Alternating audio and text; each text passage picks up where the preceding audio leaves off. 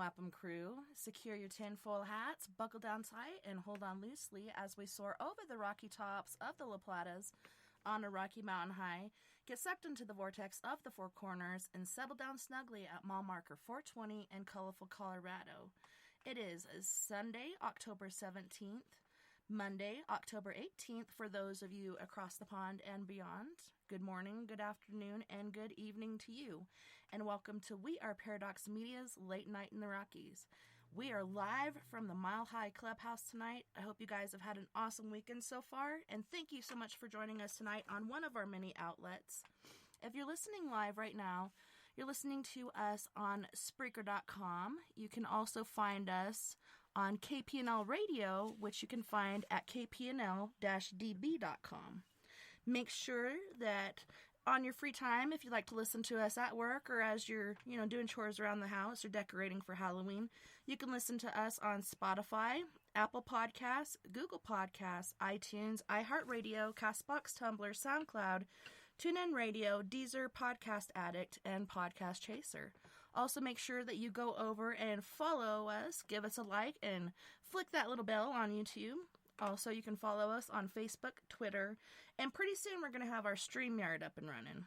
So tonight, I have a treat for all my guys and gals out there. Tonight we'll be talking to and getting to know Mr. Troy Trone. And Troy is homegrown in Colorado, went to high school in Ignacio, Colorado. Following high school, Troy worked around the Four Corners, then moved to Tucson, Arizona.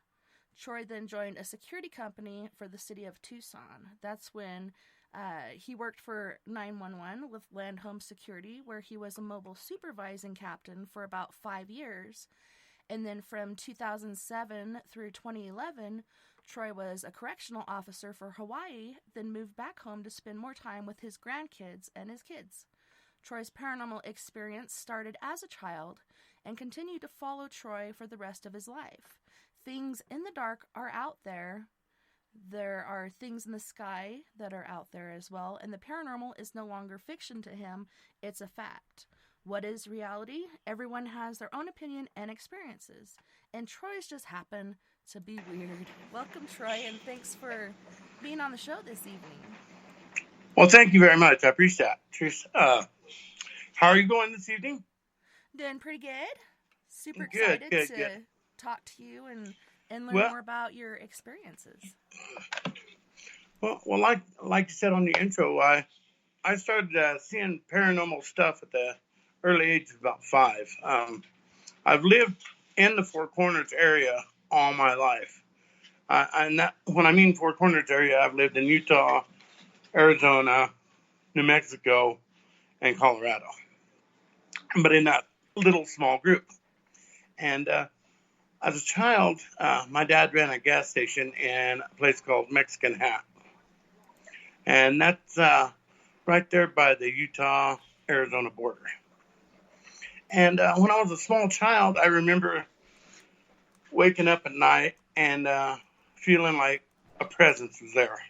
And wasn't sure what it was. It wasn't a demonic presence, and it wasn't like a mean or hateful presence.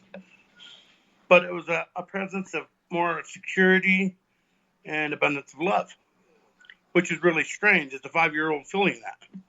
And I wake up and I tell my mom, "Hey, Mom, there's something in my room. There's something in my room." Because it was kind of scaring me because I couldn't figure out what it was, And one night I remember laying there and I seen these images. It was not images of a face, but they looked like they were far away, and it was just the light shadow. Their shadows was like light. They weren't a dark shadow. It was a light shadow. One shadow was taller than the other. And it just felt like they were watching me and watching me and watching me, and they'd come to me about every other night. And I kind of grew out of that stage. Well, it wasn't years later when I found out. I was probably about 12, 13 years old, 14 years old. My mom showed me a picture of my grandparents. My granddad was 6'9". My grandma was 4'3". And that's all I could think of was my grandparents coming to see me. Because that would make sense. The taller one and the shorter one, and they weren't malevolent. They're more loving and kind, and and kind of inspired me to open my mind a little bit at that age. As I grew up and was going through high school and stuff, and doing my party days, I was out late one night, and I was coming from, some people might know, I know you know, at that little bridge across from Ignacio that you go when you're going to Allison or Bayfield, you cross the bridge in the little river, Pine River. There was a bridge there. And I was walking home late one night. I was probably about 14, 15, maybe 16 at that age. And I was walking across the bridge. It was a kind of cool October night, kind of like tonight. And there was a little chill in the air. And as I got across on the other side of the bridge, my hair stood up on the back of my neck.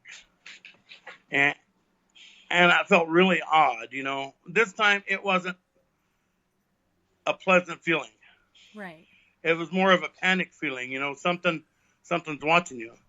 As I turned over to my left shoulder and looked, there's this, all I can describe it as a dog-like man standing in the middle of the road, hunched over, looking straight at me. And as soon as I blinked my eyes, his eyes just kind of came into a red zone. It kind of faded red from dark to red, It's like a little light. And he hunkered down and he looked at me. And I thought, okay, I'm just imagining stuff. Turned my head around, right. Started walking in, and turned back to look. And he was gone. And the only thing was on the ground was a little mist, like a little foggy mist going across the road, which freaked me out, Mm-hmm. So I took off running. I got home, locked the doors, pulled the curtains, I was like, nope, got a baseball bat, and I sat there in bed. It was a scary, chilling, frightening experience. Was it black? And it was black, yes. It was like a black, hairy, dark figure with pointed ears. It definitely had pointed ears because behind it was the moonlight. I could see the moonlight, and it was standing in front of the moon. So I got a real clear image of the outline of it, But it was kind of like in a wrestler's position where they stand up and they're kind of getting ready to attack. Yeah. It was in that kind of position when I looked back. And then when I turned around and looked back again, it was totally gone.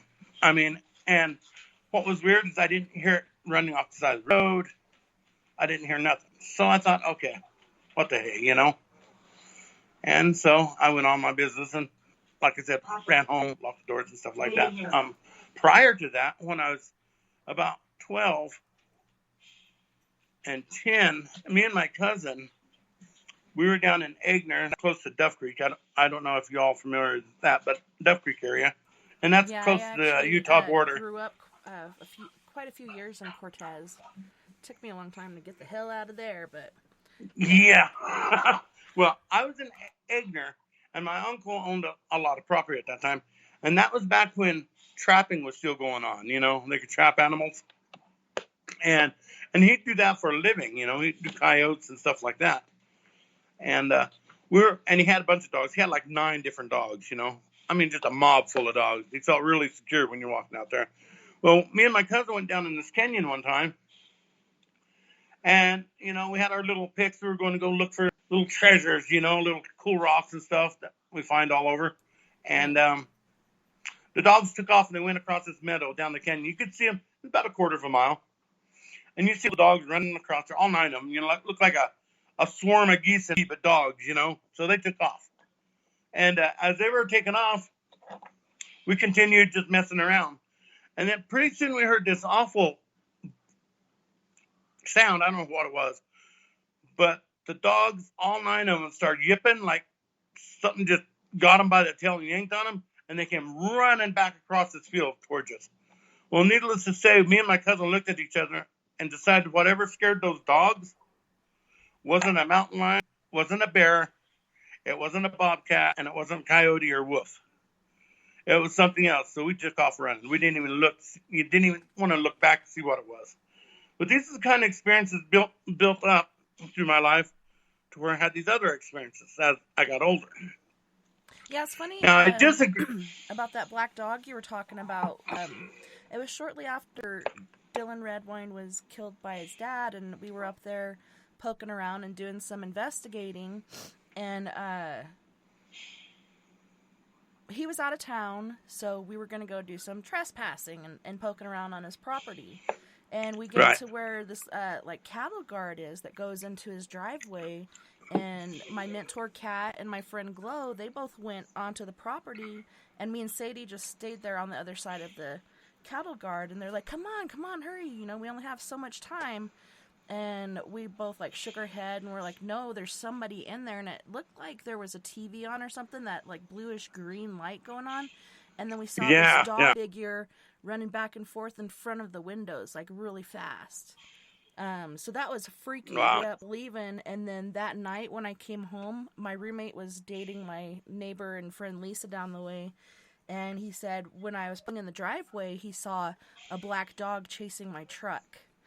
So that fucker followed me home. That's funny you mentioned that. That's really funny you mentioned that, chasing the car. It had not been, I don't know, in 2013, 2014. Me and my friend, we drove down McCamel Canyon in Cortez. And we're going down the canyon, and we get down in that canyon, and all of a sudden, we pull off to this little road that kind of went into like basically a sandbar. You know, they got roads everywhere out there once you get out there. And we're out there and we were just sitting around, decided to smoke one, and we did. And I decided to take off. Well, when I started to take off, the buddy in the back seat tapped me on the shoulder and said, go faster, man. Go. I mean, right now, I said, what's wrong? Just go. And I'm like, okay. And we get up the roadways, and I slow down, and he's like, no, keep going. It's still there. I'm like, what is there? I don't know, but it looks like a big black dog chasing us. Yeah, it's crazy because this thing, it reminded me of Anubis, like the way its ears were longer. Exactly. And exactly. I did some searching around online and stuff about it, and come to find out, they call this guy the Jackal. I don't know if you've ever heard really? of that. Yeah. No, I haven't heard that. No, I have not. Yeah, there's been different stories in this area too. They call it the devil dog or whatever, a black dog with red glowing eyes, and that's the one that I know I've seen. I mean, and there's weird things. I mean, you know as well as I do, Dulce's not very far from here, and I don't know if you've heard of Linda. I can't think of her name. Linda Howe. Is that? Moulton Howe? She doesn't. Yeah, exactly. Well, just about the time she was doing research over there and was checking out those cattle mutilations in that area, which was another weird experience I had. Me and three buddies of mine were walking down the back alley in Ignacio. I mean, just right off the street in the alley, and we were walking down the alley. And on the other side of the street in the alley was two Southern New police, and they were standing out of their car, and they were looking up. And of course, you know, anytime you see somebody looking up, everybody around is looking up. You know, it just is. And I get over to them, look up, and there's this flat black. It's black, and there's no stars, no nothing. It's black, and then on the outside edge of it, you could just barely see because it was so low. No sound, no nothing like that. But it had little lights going around the sides of it. And these lights were like off-colored lights. They weren't like normal lights that you see on a aircraft. They were kind of like a dull orange. Yeah. Fluorescent mauve color. You know, they weren't a true green. It wasn't a true red. It wasn't a true yellow. You know, it's just really weird. And about that time, as we looked at it, and we were watching the cops, and they were looking at it, and we were looking at it. It made no noise. It did make the hair stand up on your arm like there was static electricity in it, you know? Yeah. And I remember that very well. And then I remember looking at it, and just about the time we looked at it, and we were doing the awe thing, 3 white lights came shooting out of the top of it. Whoa. And I mean, these were balls of light, round balls of light. And they went one way, and the boat went different directions. And then they came back and made like a triangle, and then disappeared back into the ship. And this is like a large saucer, or? It was like a large saucer. That's what I'm assuming it was. I couldn't think of anything else. I've never seen nothing like it ever in my whole life. And there's 3 people with me, plus there was 2 Southern helicopters standing there witnessing this all at the same time. And just prior to that, there had been a lot of rumors that there were things flying around in that area. And this is like, I would say, early 90s to the real late 80s, somewhere in there. And there's a lot of UFO activity over here by the Chama area and Dulce and this area. And people had been seeing lights prior to that. And I was just blown off like, yeah, they're just drinking too much. Yeah, because I really didn't, But when I seen that and witnessed what I saw and had all those people around me seeing the same thing, I thought, okay, this is real. This is something special. And what really is strange about this is all 3 of us that witnessed it, I'm still friends with them, we don't ever remember it disappearing. We don't actually remember any of this at all until the next day. And that the whole night was just blank. It's kind of like you had nothing. Missing time. You got roofied by those Allens. Those damn Allens. That's what I know. And that's what it feels like to me. It was like missing time.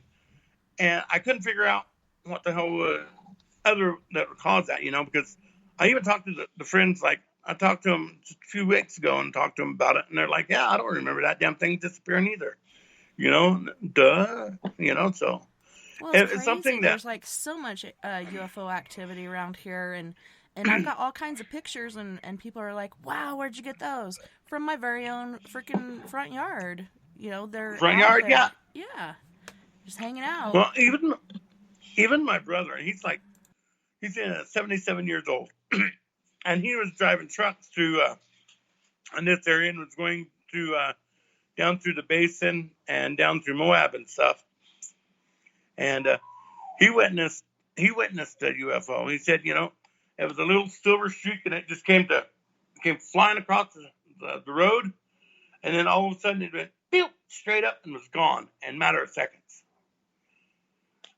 And my uncle was driving with him, and they told me this story several times, and I kind of didn't believe him until I had my own experience. Right. So it's kind of weird, And then I remember one time, it really freaked me out. These guys were making these little, this is back before drones and all this, but they had these little candle holders, and they put them down, and they put paper bags over the top of them, and then light them, and it would float up, right?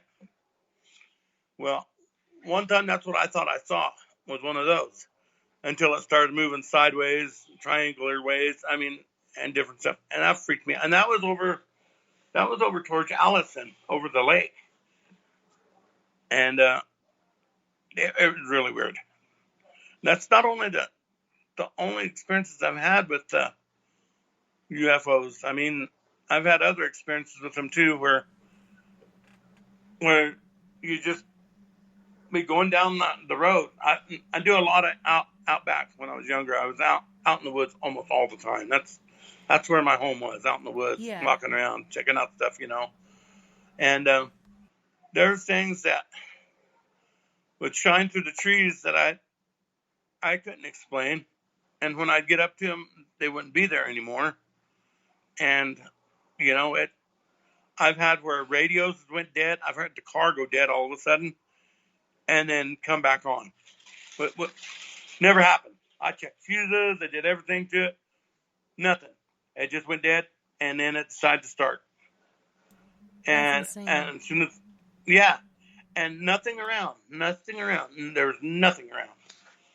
And it just builds up and builds up into you where you decide do one thing. You either got to accept it and laugh about it, or you got to accept it and fear about it. And well, I mean, what's the point in worrying? Because what can you really do about it, you know? yeah, that's my point. I mean, there's no worries to worry about. Even like now, they've had the government come out and say, yeah, we've been researching UFOs. Well, we've been researching civilians probably longer than the United States Army has. I mean, it goes way back, way back. I mean, Yeah, even and like I the think, beginning of times, or like I don't know if you've seen. There's a painting of Mary holding the baby Jesus, and there's like a sky yeah, and some buildings in the background, and there's like this war going on in the sky. right. Well, even further back than that, you can go back here and look at some of the petroglyphs around here, Yeah. and you will see stuff that how did those guys? They didn't have TV, they didn't have books, the magazines that decipher what shape SWAT that's flying around. They just drew what they seen and what's actually happening at that time. I And know you there's so can't much tell me interesting that. stuff like that. Petroglyphs, Oh there's yeah, ant everywhere. people, there's UFOs, there's Kachina dolls. I'm pretty sure Oh yeah, those are aliens. they Because have to be. yeah, what else could it be? Like to me, those are Exactly. aliens and their depiction of their sky people that came to visit. Oh yeah, most definitely, and that's like I think Bigfoot has a lot to do with the realm of where they might even be some kind of a alien themselves I've because heard they're stuff hardly ever like that. found. Yeah, I You think know, they're just it really just. good at being stealthy. They've been doing it all their life. I actually watched a Mm-hmm. video. Actually, it was a picture where they zoomed in on it, and they're talking about this picture, and it was a female Bigfoot carrying. They were saying it was like a toddler or a baby Bigfoot, but it looked like it Oh could have yeah, been and like she's 4 or walking off 5 the years old. hillside. Yeah.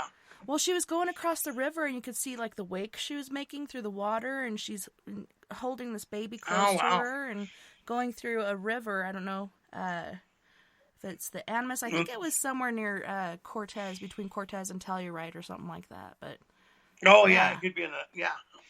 That's the Dolores River. Yeah, that's very well possible.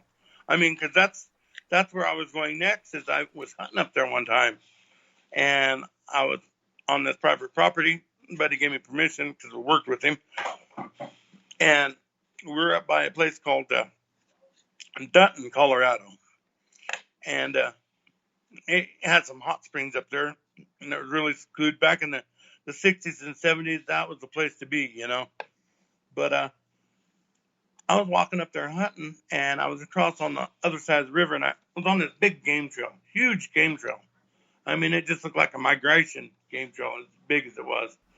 And I got across the river, and I saw this footprint. It looked like a big human, barefoot. It made a print, and there was a couple of prints. But it was off the trail, and then when it got up into the woods, you couldn't find the prints because of all the leaves and stuff, But you could see it very clearly, and I didn't think nothing of it. And just a few weeks later, after that, somebody had spotted a Sasquatch running up and around that area. So that kind of tends to believe that they're there, they're out there. I believe they It's exist, just and I've heard people say like Oh they yeah, think they're in league with aliens or whatever because of the way they're able to blend in, how quickly they can move.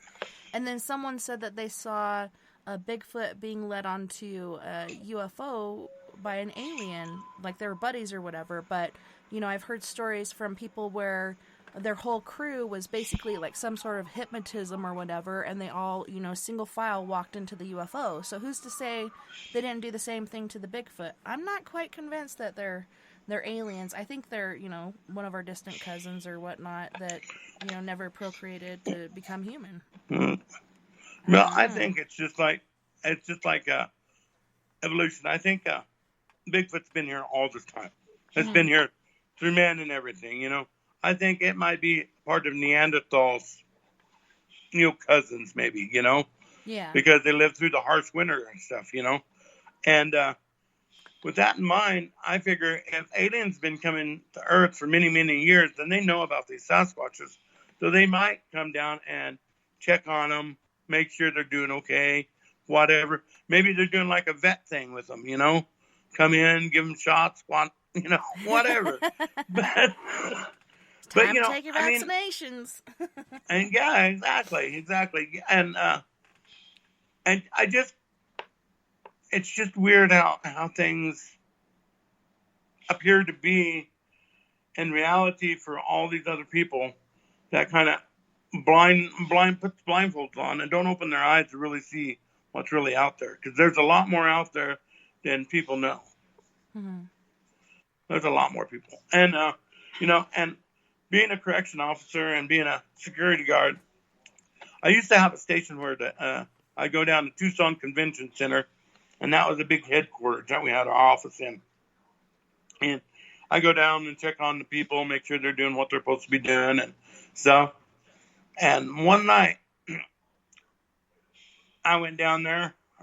I wished I wouldn't have, but I went down there, and they had this big concert going on, a country concert. Well, they also had a Stephen King movie being filmed next door in the conservation.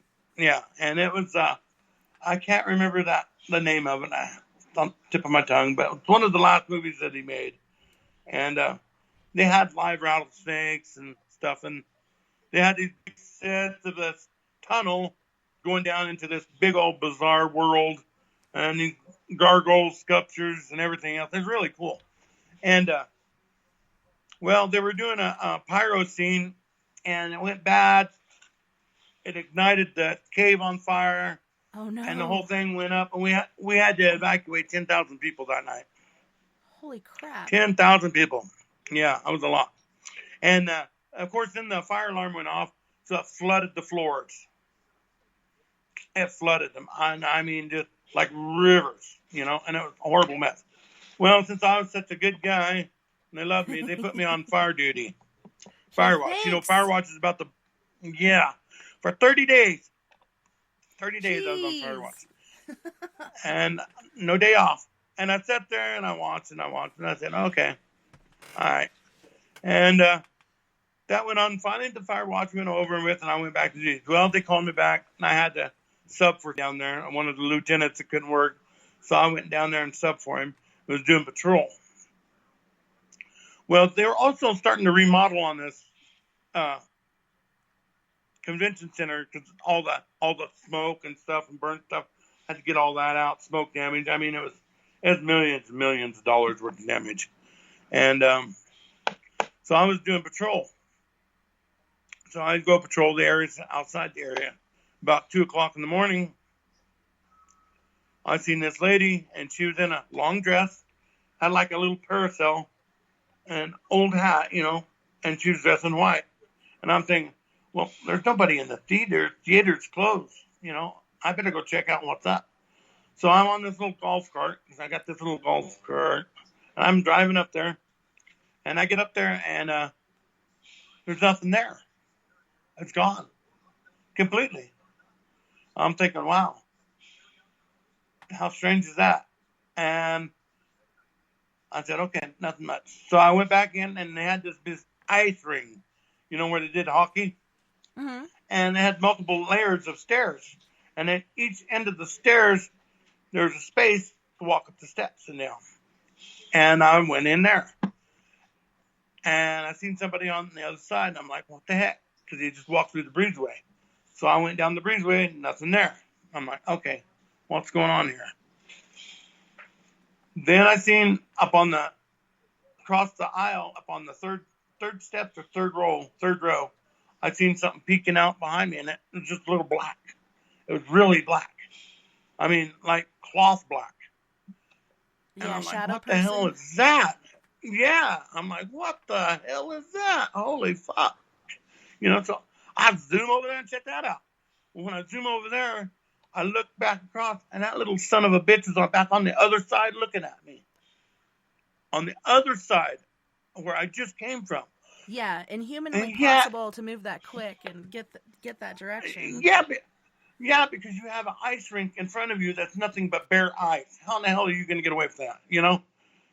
It's like 400 feet long. There's no way. crazy. I mean, they run monster trucks in the middle of this thing. It's a big spot, you know. But no, it was really strange. It was crazy what you see, like, doing security. We do security at the fairgrounds quite often for the home and ranch show and all kinds of other things like that. And luckily, the fair went off without a hitch this year, and they did a lot more activities than they did last year. Last year was really sad. But I was there doing the home and ranch show one night, and I parked along the annex building, and all of a sudden, I felt something hit my car. My car shook, and I was like, what the hell? So I thought, maybe Vern came down, and he's trying to freak me out or whatever. And I look in my mirrors. There's nothing there. And so I turned on my headlights, and as I did, I saw a shadow person, and he was kind of in a football stance, like he was about to run towards me. And then he would start to run towards me, and as he went into my beam of light from my headlights, he just dissipated and disappeared. But there's so much activity down there at the La Plata Fairgrounds, and I don't know, it's just amazing some of the things you experience doing overnight security. That's my favorite. I love it. There's an underground tunnel from the Strader across the street, right? Mm-hmm. And there's a tunnel under there. I've done a lot of bootlegging back in the days, and it caught fire and burnt down. A bunch of people got caught up in there. Oh shit! So the story was told to me from an old guy who used to work in the Strader. He said that's why a lot of the haunting in the Strader happened. It's because of that fire, and they still walk around there. But back to where I was saying, those shadow people just disappeared. And I thought nothing of it. So I went back on regular patrol. So I was doing vehicle patrol. So that was going through the whole city, checking out all the major, mayor's office, big businesses, high tech stuff, Air Force, Navy, just checking on those, driving by. And there was this one complex, happened to be a store there, and I seen this vehicle there, and I'm like thinking, well, that's strange. And then I seen looked like two bald heads, like trying to jack their radio, So I pull up on my squad car, and I flip on my lights. Come to find out, it was actually a guy and a girl, and all it was his butt cheeks going up and down in the air. I could see it now. Which is funny for me. But, surprising things could happen. Like those two bald guys are trying to steal that radio. Exactly. I should have been more, but no, I just pulled up and said, it's a good thing I didn't get out, man. But, I know, people think about how embarrassing it would be for those people, but it's really embarrassing for you, I don't know. Oh, yeah. I've walked in on stuff before doing housekeeping and head housekeeping. I'm like, oh my God, I thought you guys were gone. I'm so sorry. Yep. Continue. I know that feeling. Yep. And you don't know if you ruined it for them or not. At that point, you're like, man, I feel bad, but, what can I do? They should have checked out an hour before then, but I guess they were really into what they were doing. Exactly. One of my experiences, it's funny because you mentioned that it felt like your car was shaking around. I was actually going to pick up my nephew in Fort Collins, up in by Denver, and I was in this little Nissan truck, and I was boogieing up the road. And behind me was this, it was like a Cherokee type of Jeep behind me. And I had this lady and this guy in it, and it was a green. And I'm driving down the road, and I'm looking in the back rear mirror, watching them driving down the road. And I look up again in the mirror. All of a sudden, I see this Jeep do an endo in the middle of the road and roll off. What the hell? I'm like, exactly what I said. And my friend that was with me, he's like, dude, you just smoked too much. There's no way that just happened. I said, no, serious, man, it did. And we turned around and went back, and sure enough, they were on the other side of the road. And I asked, we stopped and made sure they were okay, and I asked them what happened. They said, I don't know, we were just driving down the road, it was like something hit the front end, and made us flip. And I Nothing they went could through there. So see, just something invisible out of nowhere. yeah, and I just drove through there, so it couldn't have been a line or something, or I would have flipped. But for them to flip just like, and they did it into, I watched the car. It flipped on its driver's side front end first, kind of twirled on it, and then flipped over on the side and down off on the bank and off on the bank. And did the front it really end freaked have me out. damage? Like they hit something big, or could you? Yes, tell? it did. It did, and it had the front end was damaged, like the front quarter panel for the driver's side. Yeah. Looked like somebody had smashed it, but there was no blood. There was no sign of hair. There's no animal entrails, nothing. I mean, cause, you hit an animal at that kind of speed, you're going to make a mark on your car plus on the road, and nothing, no hair, no nothing. And I couldn't figure out what the hell just happened, and that was one of the weirdest experiences I've had. But, yeah, it reminds me coming of out of that video from, I think it was China, where the cars are driving along and all of a sudden these two just lift up in the air and they're doing whatever and they're like, man, that's totally photoshopped. There's no way that could happen. But I mean, yeah. It could be something like that, or there are things in this area that are really big and sometimes you can't see them. You can just hear them or whatever. I don't know. It's pretty interesting. And it's just like I get a lot of people telling me about these Thunderbirds. Have you heard the Thunderbird stories? Yeah, and they're peaking again. Like you used to hear about them back in the day, but now there's an upsweep in sightings again. Yes, and it's funny because it always comes. It seems that sightings are more acceptable when we're not doing so well as people. As we start destroying ourselves, I think we see more of these sightings than we need to. Because when we're in harmony with each other, we don't really see that because there's nothing out there to worry about. But when we're so hated on each other anymore, it's crazy. I think it's like doing a remodel on a house, Yeah. An old house. And that brings me back to the convention center because they were remodeling it because of that smoke damage. And that was the only and first time I ever seen anything like that in the convention center. So that's a trip. Well, yeah, it is interesting, like you're saying, when a lot of people do remodels, especially on older homes, that's when things wake up. Things start happening.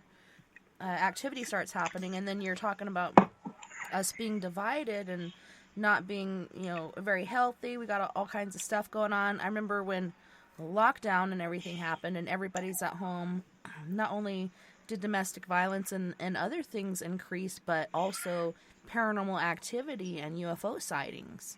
And I'm not sure if it's because of, the fear and the anger and all these, negative things that people are feeling because their life is totally out of whack, or if it's something else, It could be the fear and stuff feeding the paranormal.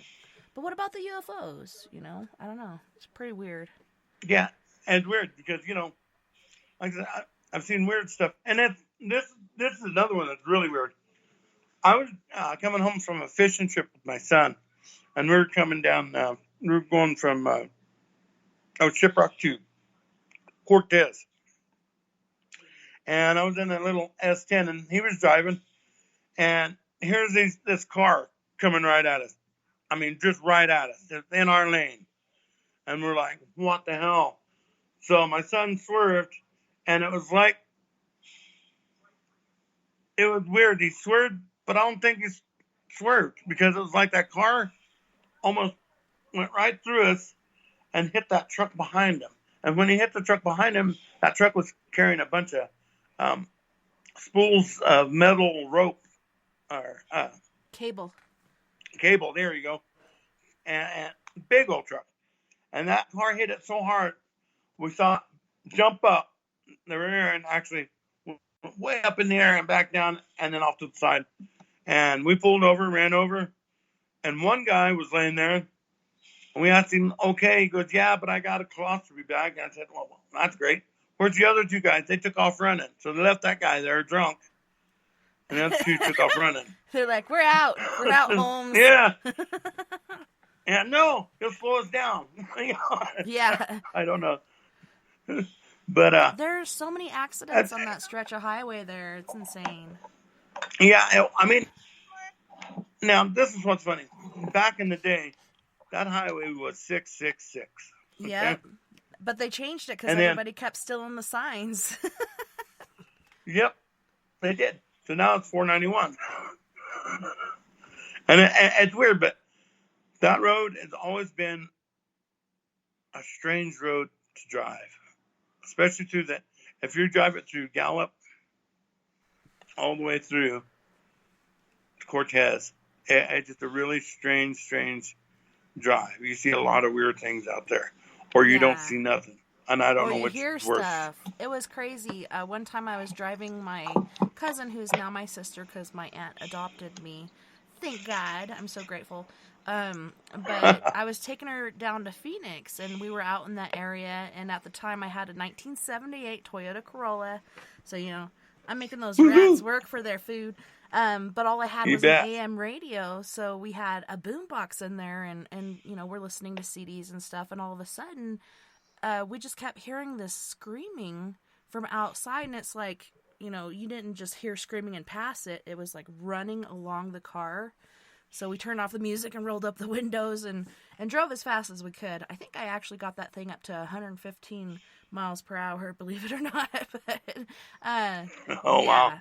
We didn't see it, but we could hear it, and it was just like this eerie, screechy, like scream, like somebody screaming bloody murder alongside the car for at least like 10 or 15 miles, and then it finally dissipated. But yeah, out on reservation land, there's so much stuff happening. I did see a freaky skinwalker one time, but yeah, I mean that's.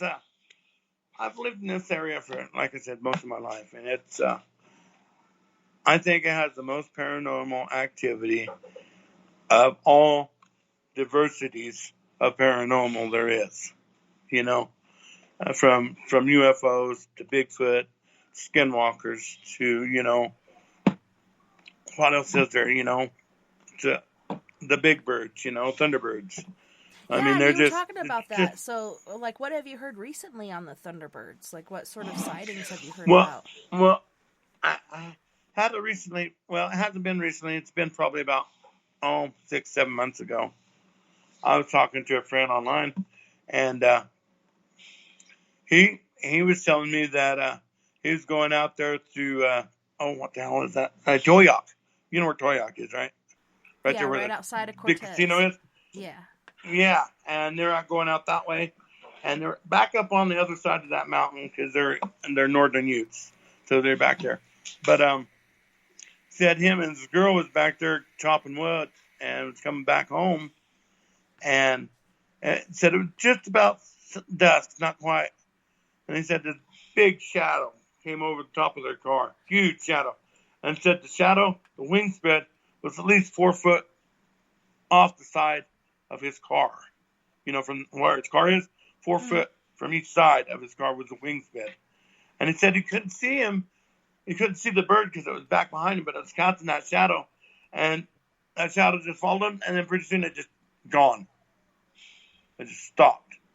Which makes you think, wow, was that a Thunderbird or was that another UFO? Yeah, and you could think maybe it was like one of those personal aircraft, like personal planes or something. But right. it's pretty intriguing. Different stories that I've heard, especially down around Cortez and Pleasant View and Dove Creek and stuff. As far as not only Thunderbirds, I like to call them Thunder Chickens, but exactly.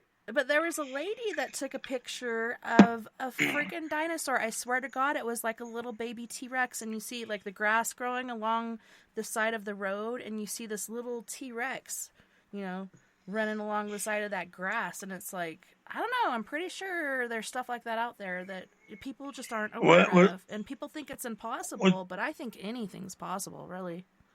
Was that by Pleasant View and Cajon, that area? Yeah. Okay. There was some lady that lived out there. Set back. Check this out. My grandpa wrote a book about his experiences in life. And it's called Charles Ayres. You can pick it up anywhere. It's a book. No plug. Not a plug. But plug away, my friend. Well, what was he wrote about this creature? He said he's seen it and it was weird. It looked like a snake, but it had 4 legs and it was running on 2 legs with the other legs shorter than the other. And running in the grass. Just happened to be in the Cajon area. I swear to God, then they're like breeding little T-Rexes out there, man. Yeah, and I heard it wasn't probably just maybe 3-4 years ago. I heard about another visit from a T-Rex, and it was, running across little T-Rex running across the road, and it's weird. So your grandpa actually witnessed that? I'm sorry, my son came in. I didn't lock the door like I usually do. And he's like, Mom, did you sign into YouTube? That's what sons are for. Witnessed what? A little baby T-Rex, son. Wow. Yeah, isn't that crazy? I don't know if you heard that, but that was perfect. Yeah, no. He's like, wow, really? But T-Rex?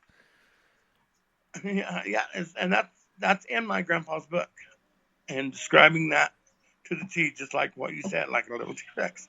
Running through the grass. He didn't know what a dinosaur was because he was never educated. Calm down, dogs. That's the shadow again.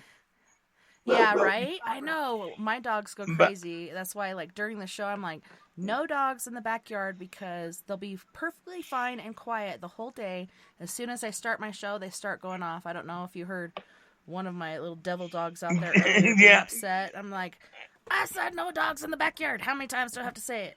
Saturdays and Sundays, no dogs from 7 to 10. Come on, people. Get with the program. Get the net. Live in the now. I'm pretty surprised my dogs are mellow right now. It's a good time because they're used to sleeping now. So I like it. Unless I make a noise. It sounds like a door opening or some weird thing. Well, it's pretty amazing. Go ahead. No, I was going to say, that book is really funny because he's not an educated man, so he's not really knowing what a dinosaur really is, So he describes it the best way he could at that time was a snake with legs. So, but and I think it's it's funny really how awesome too. That was that you area. Say he's not educated, but then here he goes. He wrote a book because he felt like these experiences to him were so important that he has to write it down, for legacy's sake or whatnot. Aww. Aww. What are you doing? What's You the hear matter? It's okay. I don't know. Poor baby. That's my Aww. excuse me. Hang on. That's my little bulldog. Little devil dog. That's the Marine Corps thing going on there. Oh, what's the matter with him? I don't know. Poor Come here, boy. guy. It's okay. I know, huh? Come here, baby. Let me get this collar out here. It's pretty intriguing when things do happen and your animals do react. It just kind of really, I want to say, justifies or backs up like what you're experiencing. And I don't know. I've not seen things at times when my animals have seen things. It was a Christmas probably about 7 years ago. And my cat came and ran, and his name was Wonky because he had some sort of issue going on with his hind legs. Like, he'd run sideways, and when he'd jump up onto the couch, it looked like somebody just threw him up in the air because he was just, like, really, not able to control his body. But he came running and hid under my chair between my legs and was looking around, and and darting his eyes around. And that same roommate that I told you about that saw the jackal chasing my truck, he actually saw some sort of silver sparkly thing up near the roof. So I don't know what sort of spirit that was or whatever, but I feel like my cat was trying to protect me and make me aware of it. But it was amazing that Brian saw that, because he was quite the drunk and not really up to par on certain things. But he's like, man, did you see that? I just saw it. It looked like a ball of tinsel, and it was just flashing around. And we don't use tinsel, but it was pretty interesting. We have so much activity in this house. You got a lot of activity over there? Mm-hmm. I had, and the only activity I've had over here is one night I was walking by my fridge, and there's a lid, on a crock lid, and it came flying off the fridge and landed plumb across the other side of the room. And that doesn't happen. It just don't fall off and fly across the room. But that's the only thing that ever happened here. So. Yeah, it was interesting. Okay, so the very first experience I had here, I was working at the Sky Ute Lodge and Casino, and I was a bartendress at the time, and I was getting ready for work. Nobody else was home, and as I'm leaving, my bedroom window is right next to the front gate. So I'm going out the gate, and all of a sudden I hear this man coughing. And I was like, what the fuck? Who is that? I'm so glad I'm leaving right now, because I was the only one there. And then I found out from my neighbor, a.k.a. Sister Lisa, that there used to be a guy here. She couldn't remember his name, but I've always called him John, which was my dad and my brother's name. But he just felt like a John to me. So I call him John, and I guess he died from emphysema. He either had lung cancer or emphysema, and he ended up dying, I think, in my bedroom. But yeah, that was the first experience I had here, and then it just amped up. We've had doppelgangers, shadow people, one that was really, really freaking insanely tall, UFO activity. Even my kids have had experiences with UFO and aliens. But yeah, and I think I really do believe that UFOs follow families. What better way to check on your experiment? Mm-hmm. Each family member, each year, we did this, now the next generation, then the next generation. Then, I think they follow generations for a purpose. I don't know what their purpose is, well, but it's funny. Theory, and I don't know if you've heard this, but being that they are space travelers, they are exposed to tons of radiation. I can hear your dog drinking water. They're exposed to tons of radiation, so I think that's taken away their ability to procreate. So I think they're trying to survive through our lineage, and I think you're right as far as it affects families, and they follow families generation after generation after generation.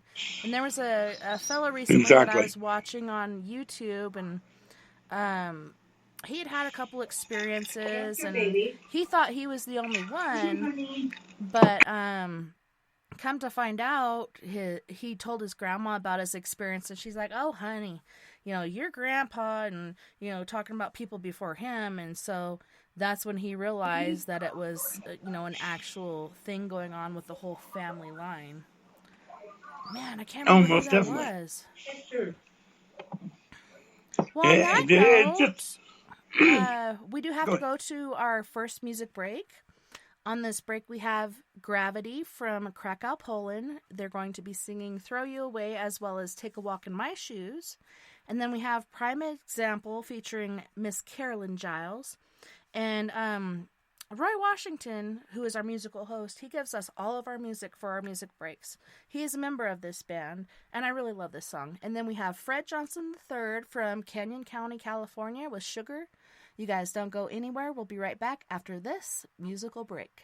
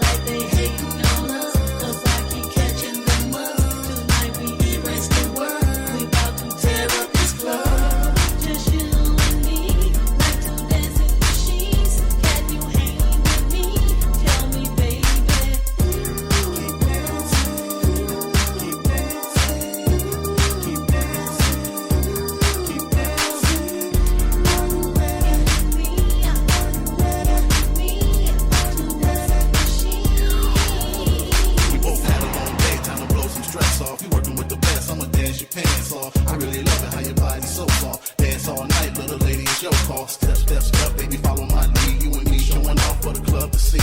No time to get rest, we doing our thing. Cha-cha, then we dip, top it off with a spin. Glide across the floor, let's do it again. By the way, little mama, can we be friends? I can't let this night just end. I really wanna know if I can see you again. Give me your number, we'll get back on the scene. We can hit another club if that's your thing. We'll be partners in crime, you and me, as we ripping up floors like two dancing machines.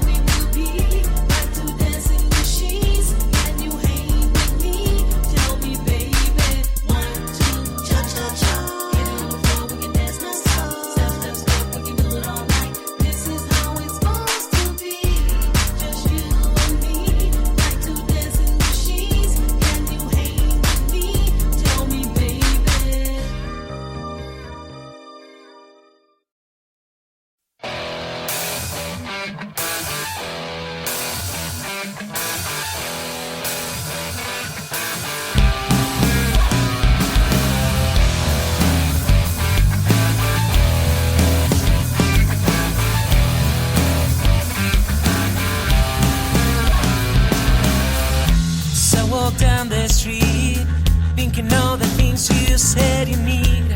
Why don't you tell me, baby, how do you feel? So I walk down the street, thinking all the things you said you need. Why don't you tell me, baby, how do you feel? Don't you take a walk? Why don't you take a walk? In my shoes, why don't you take a walk? Before you tell me what to do, don't you take a walk? Why don't you take a walk? In my shoes, why don't you take a walk? Before you tell me what to do.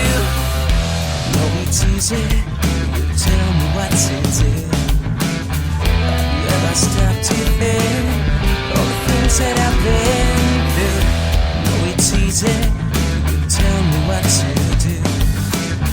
Have you ever stopped to think all the things that I've been through? Don't you take a walk? Don't you take a walk? In my shoes, don't you, baby, take a walk? Before you tell me what to do. Don't you take a walk? Don't you take a walk? In my shoes, don't you, baby, take a walk? Before you tell me what to do.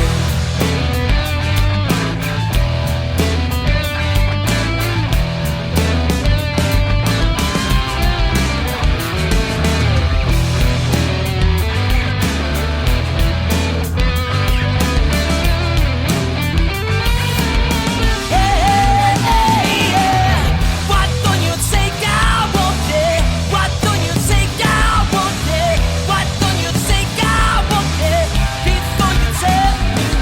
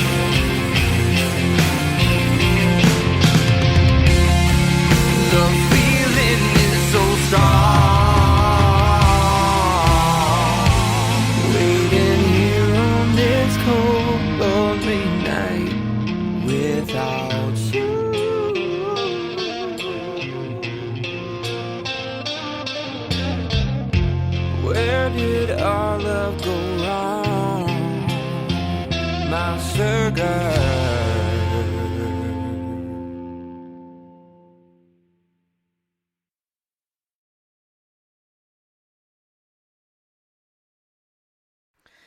Welcome back, and thank you so much for joining us tonight on We Are Paradox Media's Late Night in the Rockies. Tonight we are joined by Mr. Troy Trone. Welcome back, Troy, and thanks so much for hanging out with us.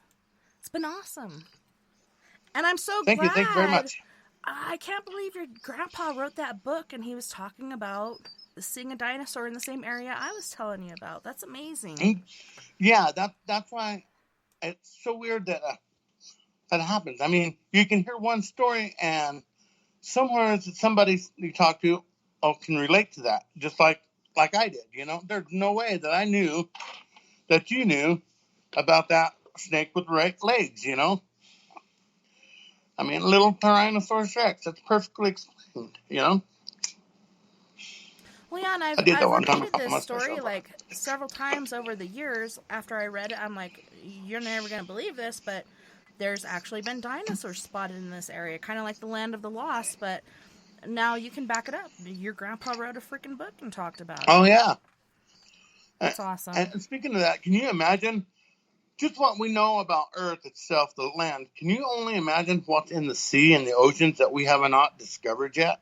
I know. It's like, I don't know if there was something down there that really, really scared them away from, you know, looking around some more. Instead of doing that, they decided to go to space. You know, it's like, can we discover our own world first and then go to space? That'd be nice.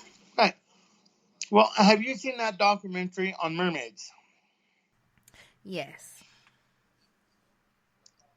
And I find that pretty intriguing because there are a lot of times where people catch, like the fishermen, they catch a lot of stuff in the fish nets. And my brother was telling me one time there was an article printed back, I don't know, early 40s, maybe late 40s, early 50s.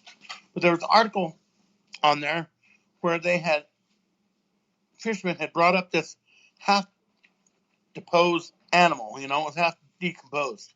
And they brought him up. And it said it looked like a dragon with flippers. Wow. And there was a picture of it. And that's what he said it looked like. He said it looked like a prehistoric monster, like half eaten or, you know, half decayed.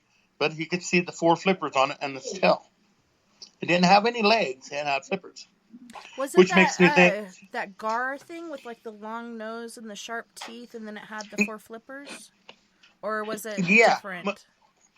No, it had like a horse head. It didn't have a head that extended from the body. It had a head that actually had a neck on it. Then it had a neck, came down, then you had your chest, then the flippers, and then you had the back flippers, and this weird serpent-like tail. And it was a flat tail, like an alligator tail. And it was really strange. And he brought that up, you know.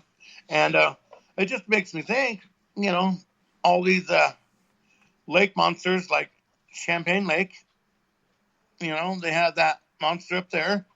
They have Loch Ness. I mean, just to me, if one animal, like, well, off the coast, I think it was off the coast of Africa, they found a fish that was supposed to be extinct for billions of years. But yet, it still lives. Which makes me think, why can one animal exist and not the other? You know, it raises a very important interest to me. Yeah, I don't know. I keep hoping and waiting for the day when they're going to show, you know, hey, we found a unicorn. But I think, you know, in the time of Moses, when he took all the animals on the ship, they're just like, go screw yourself, dude. We don't need your help. We're unicorns. And then, you know, they probably drowned. So they no longer exist. Right. And what about Pegasus? He could fly, right? I guess he ran out of flying time, you know, after 40 days, 40 nights. It'd be pretty tiring. But especially fighting a storm. That, you know, it's strange to me, all the phenomena and the weird stuff that I've seen in my life. How it's like big round tunnel directed over this area. Because I've circled the area, and outside that area, I don't run across the paranormal. But inside that four corners triangle, I guess we can call it now, is a weird area. I mean, you know, there's so much area out there, so many canyons, and so much mysterious stuff. I mean, I've been hiking some of these canyons when I was a kid and found old boots curled up in the bottom of a crack where some poor cowboy died and been there for the rest of, and just the rest of his blended in. Days. Yeah, horrible. And I've seen a horse stuck in the rock and a skeleton of a horse stuck in the rock. Did you see that one? It was on Facebook for a while where a deer fell in a crack. In Cajon? I don't know where it was, but there was an elk that went and fell in a crack and its antlers were like keeping its head up, but it just like fell in that crack and it couldn't get out. Oh, wow. No, I did not see that. I know that's where I found a lot of that stuff was in Cajon too. And I found some old Spanish relics stuff too. Really? Yeah. What'd you find? Yeah. I mean, it wasn't money, and it wasn't really. It doesn't have to be. It was like a piece of leather with a little buckle on it. Wow. And I took it in, and they said, "Yeah, that comes from Spain." And I'm like, "Wow, well, what's it doing in Cajon and a crack in a rock?"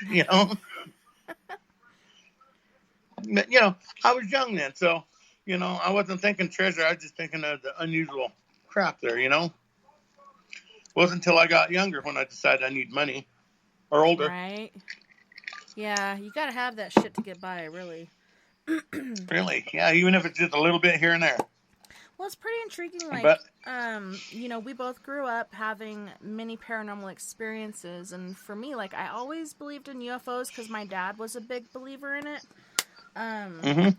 But I never experienced one until 2012. But before then, living in Cortez and stuff, and I was part of the LDS church, so we would have missionaries over, and we'd feed them dinner and everything. And one time they showed up, I swear, they were like white as sheets, and they're like, "Oh my God, you're not going to believe what happened just now." So they went up to Ute Mountain to go knocking on doors, and they went up onto the Ute Mountain instead of going to houses. They decided to go exploring.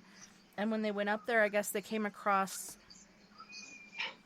I don't know, I just want to say skinwalkers because these are people practicing this magic. And there was a whole group of them that attacked their van. And there was actually punch marks, claw marks, claws going into indenting into the vehicle. It totally messed the van up, and they almost didn't get out of there. And then, I went on a temple trip once, and Danae girl told me about her skinwalker story where she was driving to go out and visit a family, and they saw this old lady walking along the side of the road, and they didn't stop, they just kept going. And then they saw her repeatedly after that. And each time they saw her, she was more and more decrepit as far as she ended up eventually dragging her foot kind of behind her and limping and dragging her foot. And then all of a sudden she appeared right in front of their car. So they just went in reverse and took off and didn't go any further. Then I told you about the story earlier where I heard the skinwalker screaming alongside my car. Right. And then it was probably about 4 or 5 years ago. We were going down to Phoenix, so we took the right there at the Four Corners route, went through Danae Land, and we're telling the kids all these skinwalker stories and trying to keep them entertained and keep looking. You never know what you might see. And then all of a sudden on the side of the road, there was one of those little small Chevy trucks, and it was red and white. It had both the doors open, and the interior lights were on, and nobody was around. And I'm like, that's really strange. And then we get up there about 50, I want to say yards. I think it was 50 yards further ahead, and there was a girl, and she had long blonde hair. She was very tall. She was wearing a striped t-shirt, and she looked like she was really pregnant, and then she turned, And when she turned, her stomach was protruding so much that her pants were open. Like her zipper was undone. Her belly was protruding out from her shirt and from her pants. And it looked like she was not pregnant. It looked like this bitch just ate somebody. And the really weird thing about her was that her arms were long and lanky, and her hands, just being at a resting state, were below her knees. It was kind of almost goblinish. That's creepy. But yeah. Vern's like, she looked pregnant. Should we turn around and go back and get her? I'm like, fuck no, you better keep driving, because I ain't going back there.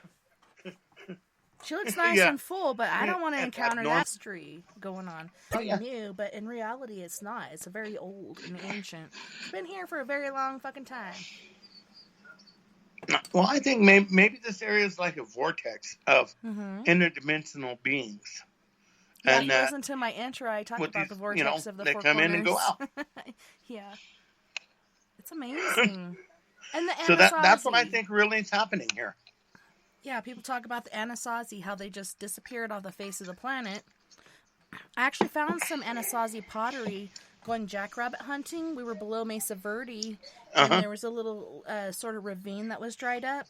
And coming out of the side of the hill were different broken pieces of pottery. So I picked up like 3 or 4 pieces and just kind of lugged it around in my car. And then I had a really bad accident, and I was like, I just threw them back out into nature. I'm like, be gone. I don't have control of you anymore, and you have no control over me. Luckily that ended. And to me, this makes sense to me. Why would the Anasazis build homes underneath rocks if they weren't trying to hide from something they could see above? That's what somebody said just the other day. They're like, yeah, they're hiding from something in the sky. Like, they're hiding from something. That I do believe, because even their rituals were underground. They had the kivas that they go and storage. All their storage was underground. All their living was inside that cliff. And if they did make a trail, why didn't they walk down and go around? No, they just built steps inside the cliff to get up to the top. Or ropes. Or similar variations of that. Yeah, and it's interesting that you say that about the kivas. Okay, so my mom, born and raised in Arkansas, she came out to Denver, Colorado for some sort of work convention or whatever. And so she was in Denver. Then they went to Mount Evans, because that's her last name. So she took some pictures on the rocks and took pictures of the rams and stuff. And then they came down through Pagosa and stuff, and they ended up in Mesa Verde, and she went into one of those kivas. And my mom, she's the paranormal side of me, and she's the one she could talk to and hear the dead and see the dead, and she'd go up to the cemetery and smoke joints and stuff. That was her way of passing time when she was getting away from the kids. But she went down into one of those kivas, and my dad said she went down there. She was there for about 5 or so minutes. Then she came back up white as a sheet, and he's like, what's going on? What happened? Are you okay? And she said that she had gone down there, and there was 3 medicine men doing some sort of ceremony, and she interrupted it. And so after that, she felt like there was a curse put upon her, and my dad said she was like white-knuckle driving, and she kept just saying out loud, please don't let this car hit me, please don't let this car hit me. And she had actually wrote my grandpa a letter, and then by the time she got there, my grandpa was really pissed off about what she was saying, because she was saying that she was going to die in a car accident. She wanted to plan her funeral. She wanted him to help her, and this is what she wanted to wear and all this other stuff, just in case she didn't make it home. But he was pissed off, like, how dare you even say anything like that ever? And she's like, Dad, it's true. This is going to happen. And it did. It was so freaky. She knew. Could you imagine knowing how you're going to die? Like, I don't think I'd ever leave bed unless that was where I was going to die. Right, exactly. I mean, it's weird. It really is. Now, I've experienced what they call a out-of-body experience, where I was in a coma. I was in a coma for about 8 days. Holy shit. Did you get in an accident? And what happened? How'd you get in No, a coma? my lungs collapsed and gave out on me. And they stopped working. They just stopped working. No reason, no rhyme. They said a bacterial pneumonia, blah, blah, blah. But it was weird. It was almost like what they described that this COVID-19 was. Mm-hmm. Like it had to do with people. It was the same symptoms I had and everything. And it's weird because that was back in 2016. Was it right before COVID broke out? Oh, 2016, okay. Yeah, 2 years or 4 years, 5 years, 6 years, something like that. 6 years before this happened. 3 years, because COVID-19 broke out in 2019, and yours happened in 2016. Yeah, so 3 years before. And it was weird because it mimicked all the symptoms that this COVID-19, and doctors told me it was a bacterial pneumonia with another bacteria attached to it, but they never did say what. Or I never was told. So I said, okay. So, but when I was under this coma, I felt like a warm presence wrapped around me. And I was in this, like a red veil bubble. And I could see people in the room that was there, but I couldn't distinguish faces. They were like shadows. But I know the shadows, you know. I knew my wife was there. I knew one of my friends were there. I knew when my son was there. But I couldn't talk to them. And I couldn't, you know, move. But I knew they were there. At one point, when I was getting closer to coming out or going in, I kept hearing this like music, like really angelical music. I mean, it wasn't kind of harpsy, unpleasant music. What was that? Was it harpsy, like harps and other things, or no? It was like a bunch of people. It was like the Mormon Tabernacle Choir singing all together. Yeah. That is pretty heavenly, right. I must say. Yeah, but yeah, that's what I heard, and it was way off in the distance. It wasn't like up in the front. It's way off in the distance. Like, no, you can't hear it all yet.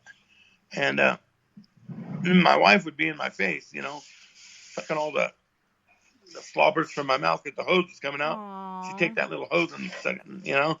You're so and try to talk to me at the same time. And she was so worried about me, and bless her heart, she stuck by me. She loves you so much. All the way. She's taking care of you. She could have been like, fuck that guy. Yeah. Let him die. No, she was there. My grandkids were there. They were all rooting for me, which I had a good support, so that was nice. But I know coming out of it, it was a feeling of, okay, now I'm out. I have something important to do, but I didn't know what, you know. I still don't know what. But I know maybe sharing my stories that I've never shared before. That's what I was about to say.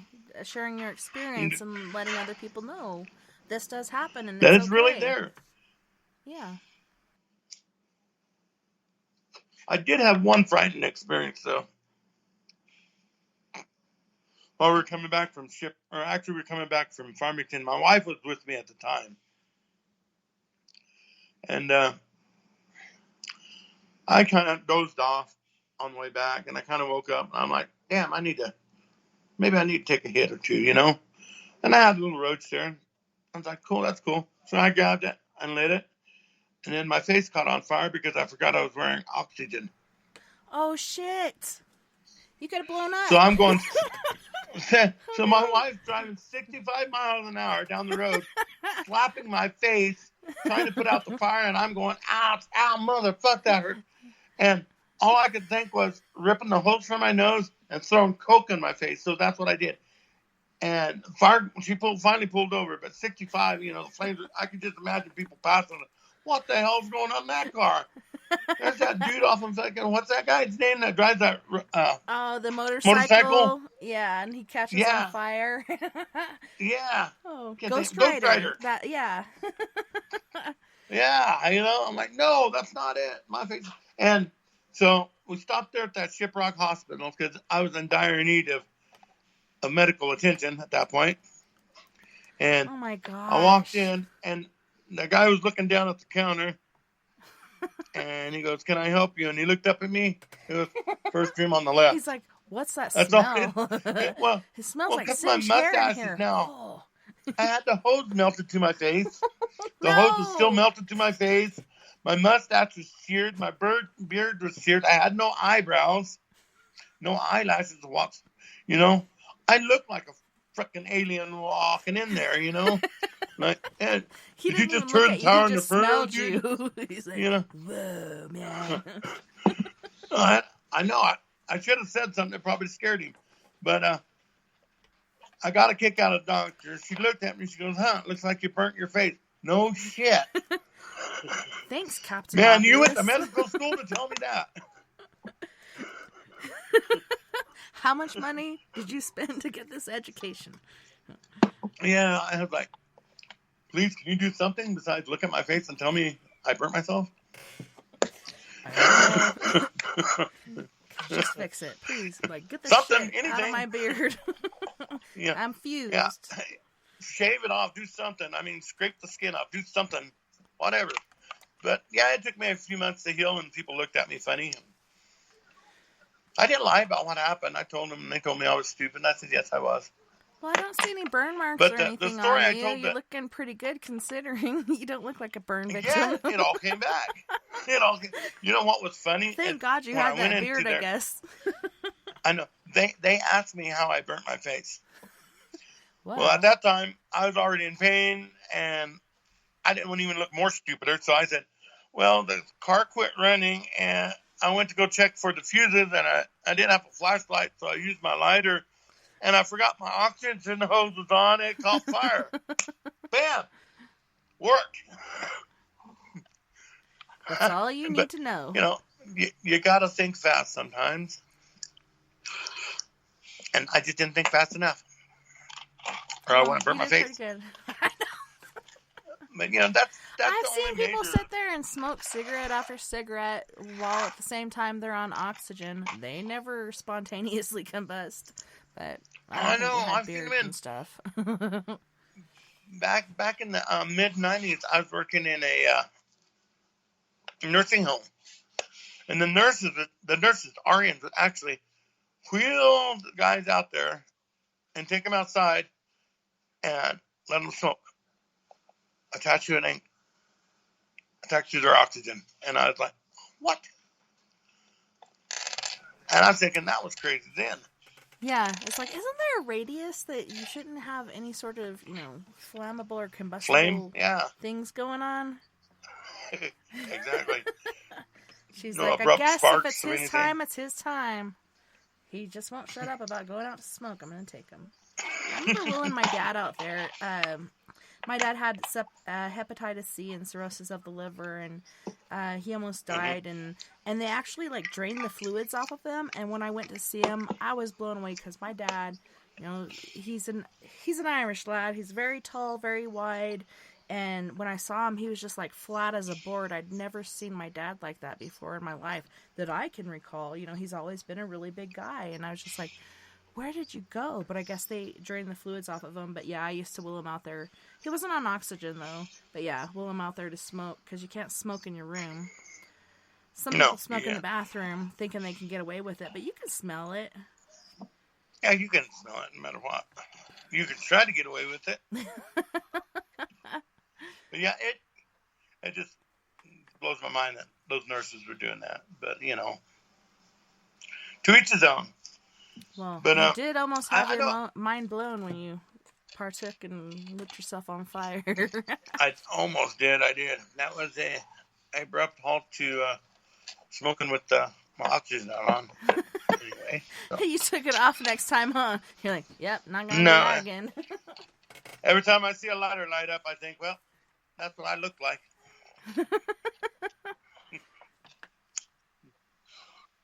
That's so me. When was the first time you actually saw or witnessed a UFO?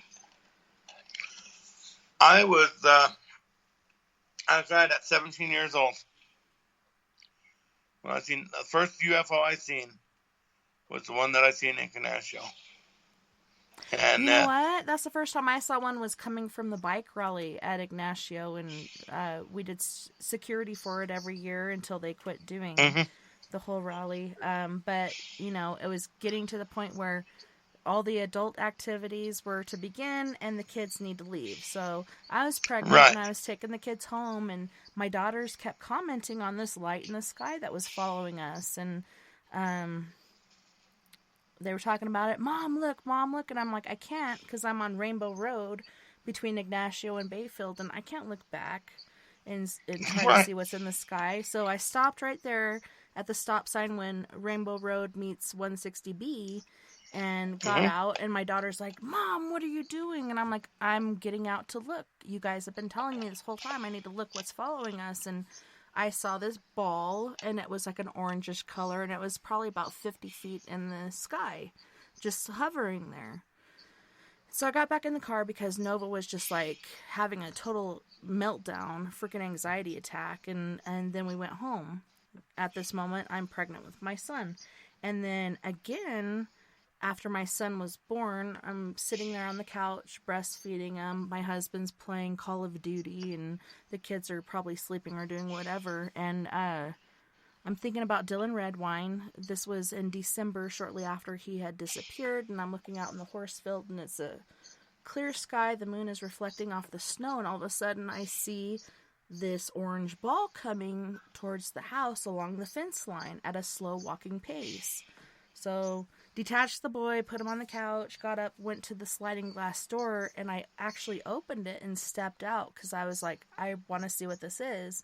And as soon as I stepped 1 foot out, I was just like, you know, I have kids to raise, I have people depending on me, and I don't know what this thing's intentions are, so I'm just going to go back in. And I tried to open my phone and take pictures, but I couldn't coordinate because I was just like flustered. So then I called the family over. Right. So Vern and my 2 daughters came over. I and my 2 daughters saw the same thing. It was a large orb about 3 or 4 foot in diameter, and it looked like liquid fire. It was orange and yellow and red, just like going in this clockwise fashion through this ball. And then Vern saw an orb, but he saw a glowing bat flapping its wings at a very slow rate of speed. So that was interesting. Like, are they using some sort of cloaking device that people see certain things, or what? But yeah. Well, see, that's what I believe. I believe they tried to disorient you so you can't see what the truth really is. Kind of like our government.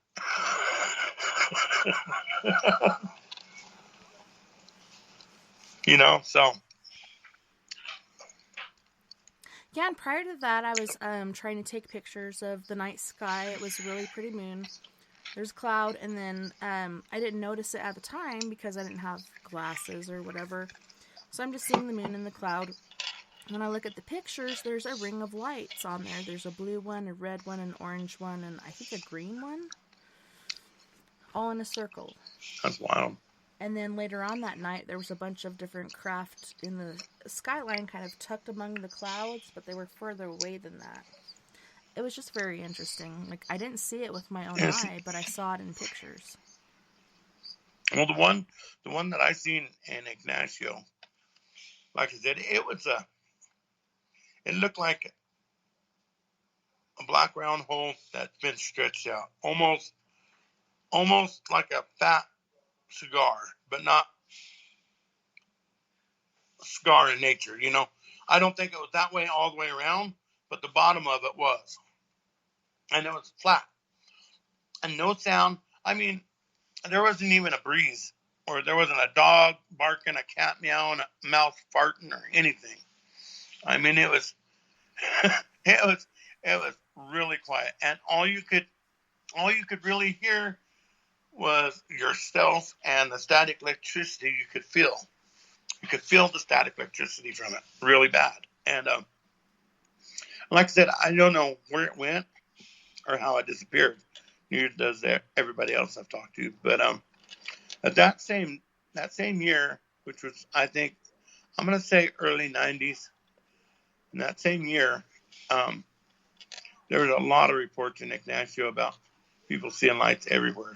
I mean, you know, coming in from Rainbow Road and from the Buckeye Highway, coming in from like the Aztec from that when you go to mile marker 18, coming in through there, from Ignacio, and all centralized that most of them are moving towards the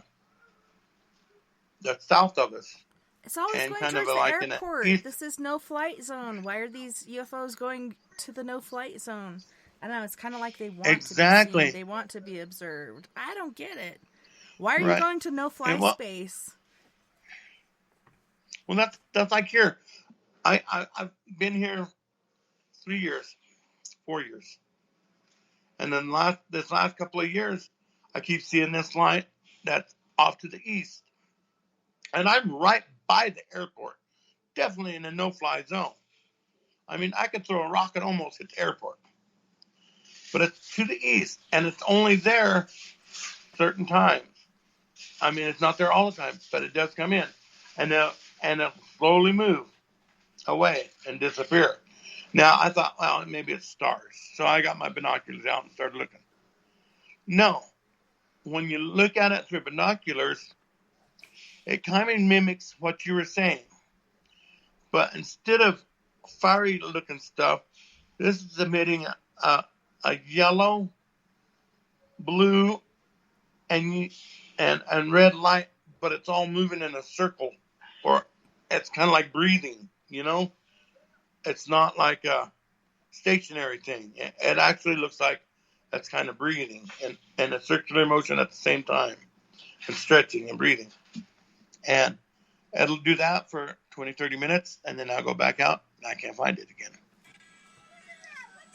And so it's just really weird how these things happen so close to the airports. And I mean, they even had UFOs in Chicago's airports, flying over Washington. I mean, these guys apparently don't have to use stealth because, I mean, they just technologically, they know we can't beat them, I mean, there's nothing we can do about them. And that's why they present themselves the way they are, I guess. Or maybe some of them that totally are scared. reminds me of that one time when I think it was in Hollywood, California, or somewhere like that, and that big-ass UFO showed up, and they were firing all the military weapons at it and using spotlights and everything on it, and it did nothing to it. It had no course of damage, nothing like that. It was amazing. And they got pictures. I know that. I mean, it's just weird. It's like, look at the Phoenix lights, which brings me to, I think that was in the 90s too, the Phoenix lights, when that UFO flew over Phoenix, and they were reported, everybody 90s. was reporting it. Yeah, it was, I think, early 90s or so. And, wow. But, about that same time, 10 years after that, 2000, maybe 2008,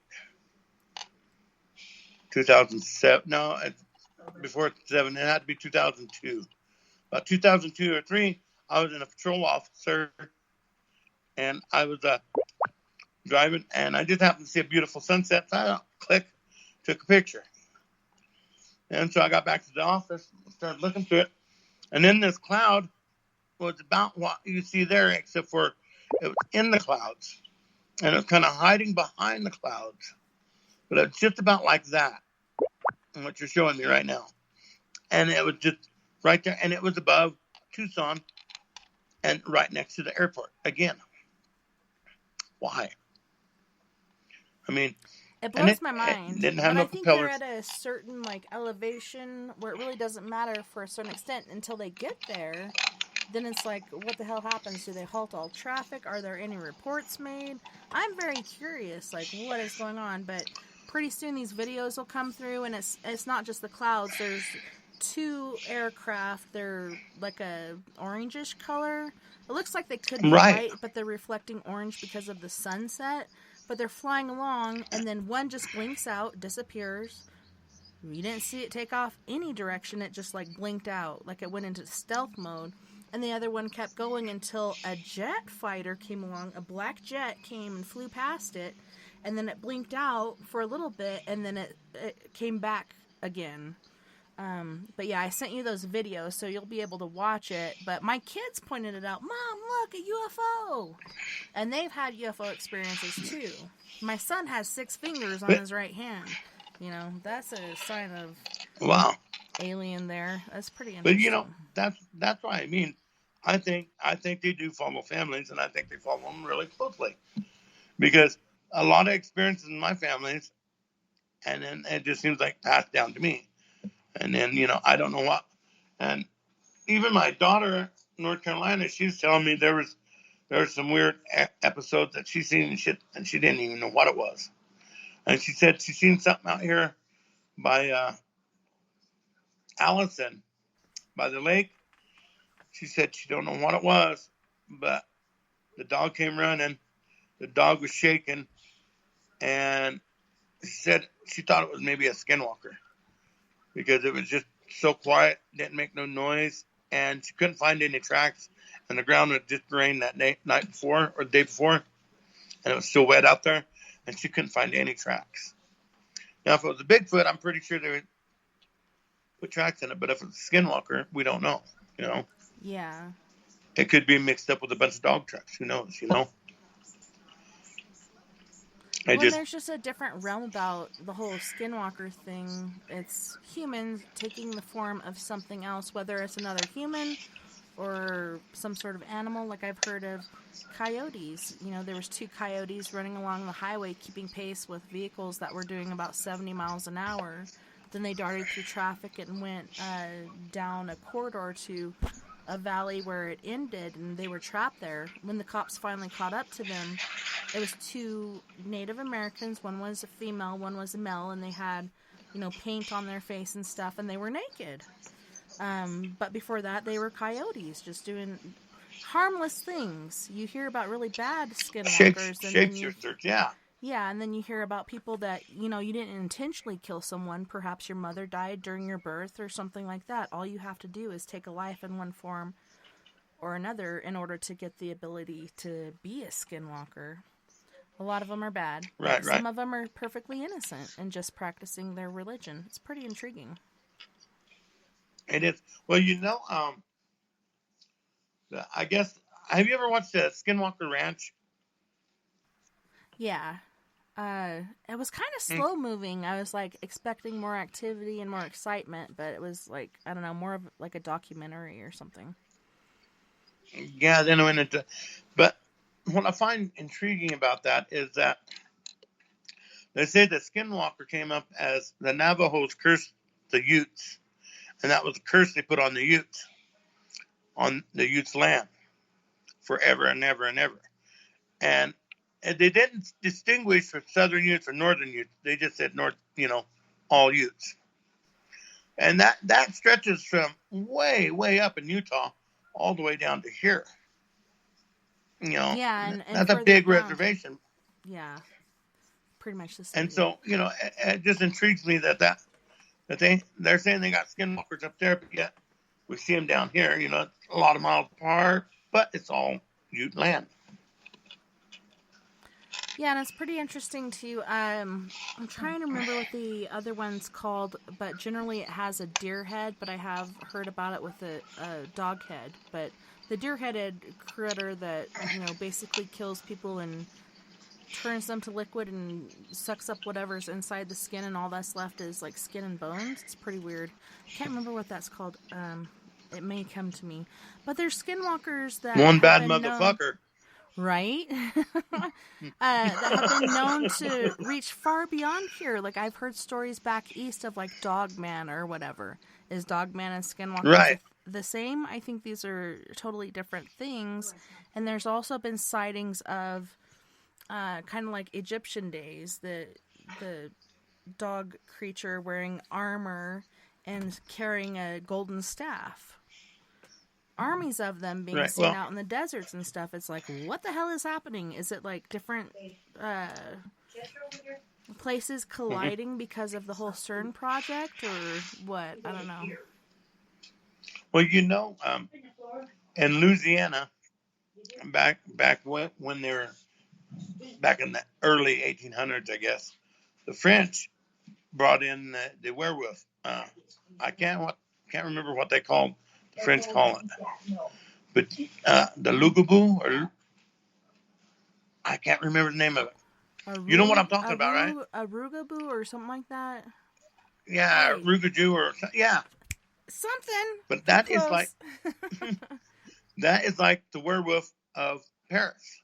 I mean France, and they brought that in, and they said it came over on the ships, and that's why the Lugaroo. Rugaroo. And they live in Lubaroo. yeah, we'll figure that. But that's where they live in the swamp areas and down in that the bayou and stuff.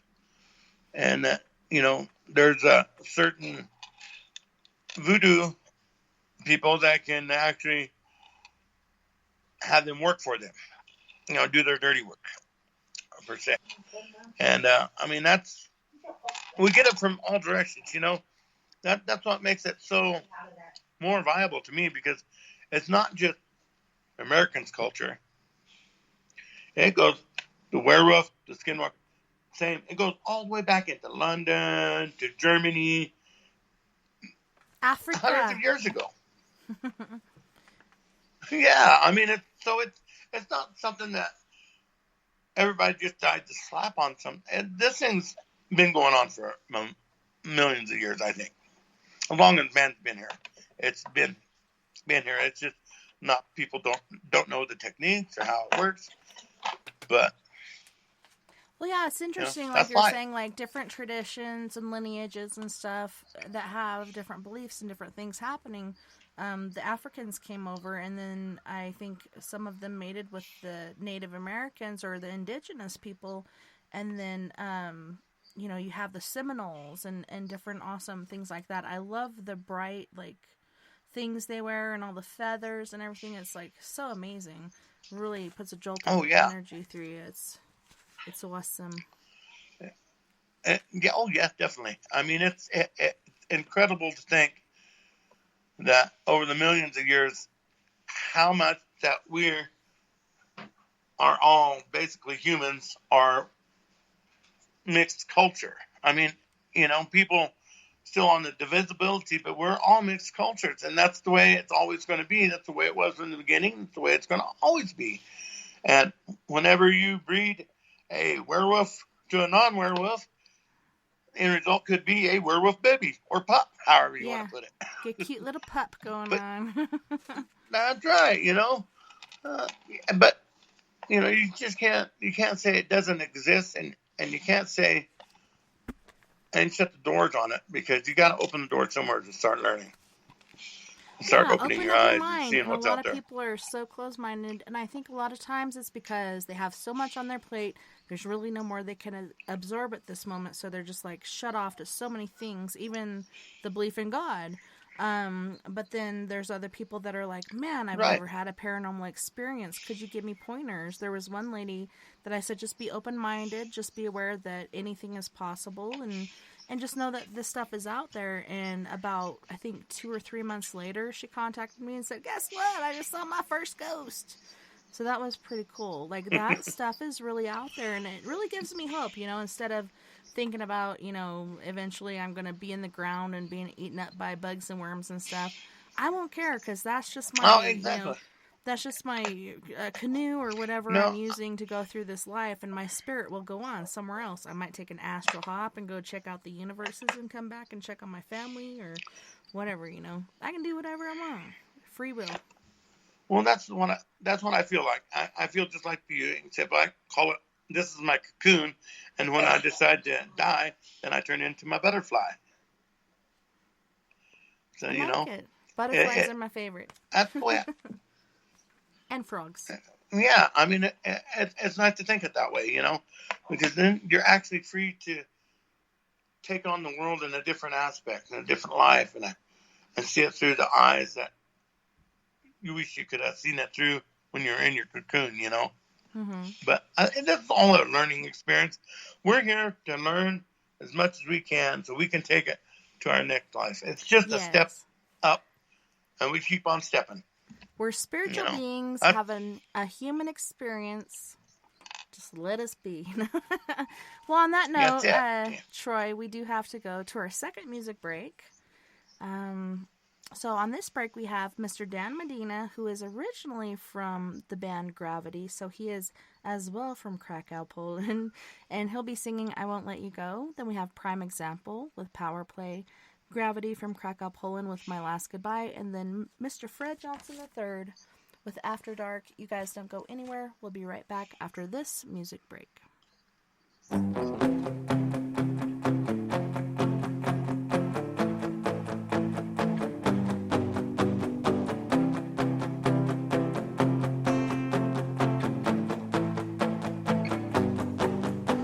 Things come being said, streets of these are going to dead end. Listening to waves on windy days, standing by the wall, making sense of it all. So alone in the dark, all alone in the dark. All alone in the dark, you're alone in the dark. 'Cause I won't let you go. You're so far away, always with my soul. I won't let you go.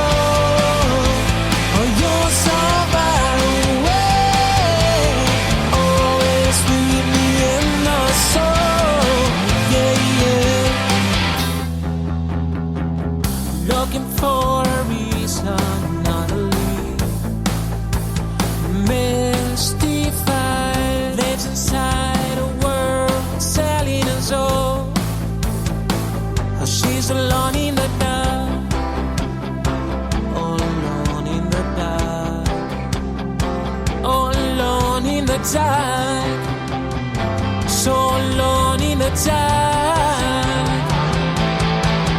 'Cause I won't let you go.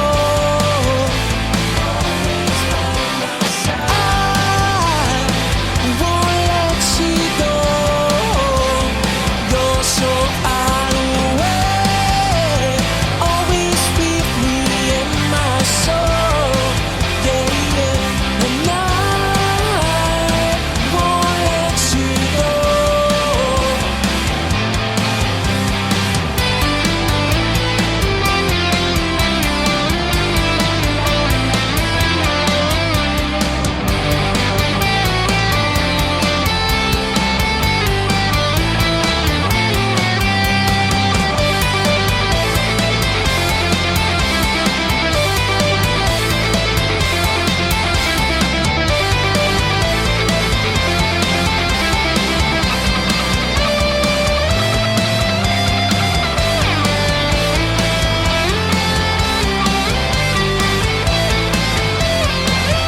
And I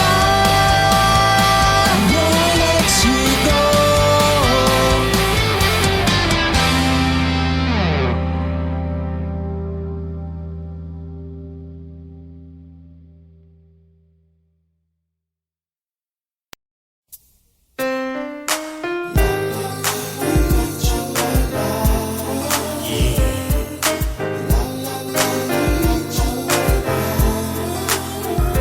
Once upon a lifetime was a man in the hood, tricked, misguided, and misunderstood, till one day he cried out, Lord, save me, teach me the lessons of life, won't you raise me? Because I tried everything under my hat, and I found all my plans were tears in the right. I need a hero, a real life camaraderie, to step in to see me and deliver a power play. Something to raise my head from the dust. It's a must. I find someone in whom I can trust. I must grow in knowledge, live what I learn.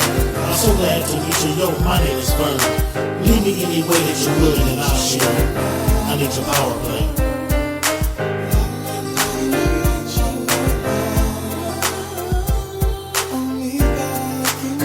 Yeah. Here comes another one.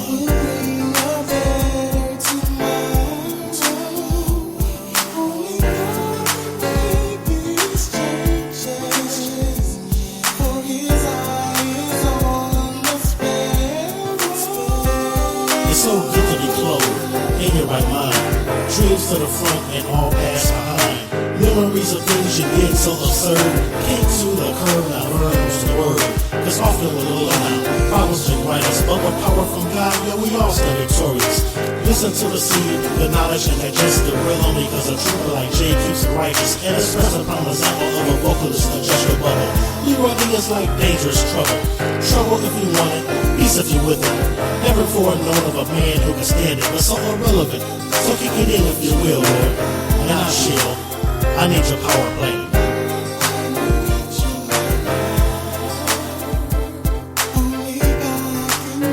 Yeah, here comes another one.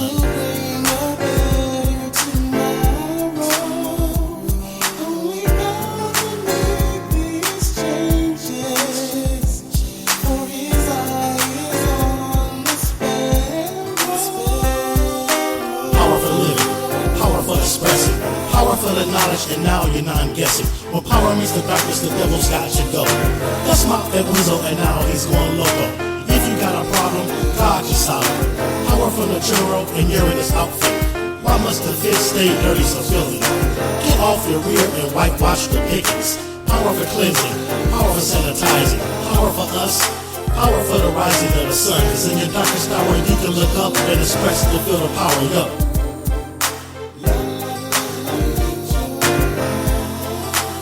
I need your power play.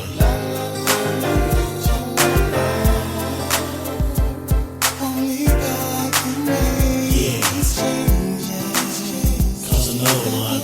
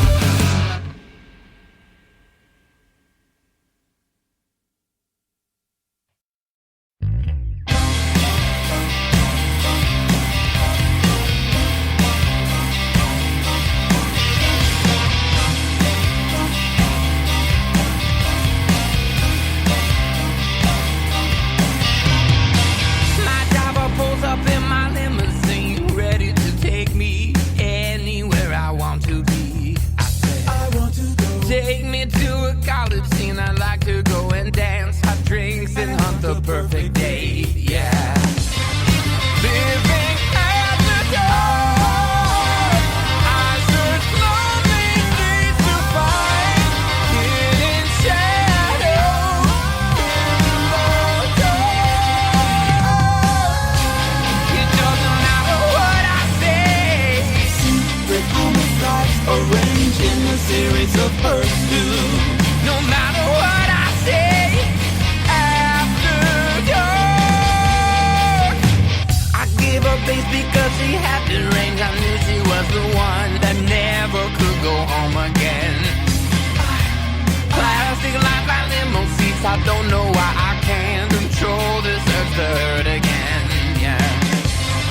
Living at the dark, I search lonely streets to find hidden shadows in the dark.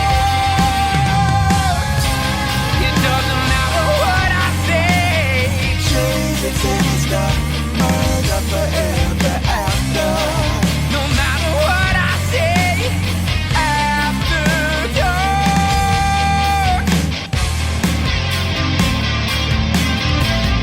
Feeling meant to repugnant in me. Hiding place with days of December. Concerning works or meshed in appendage.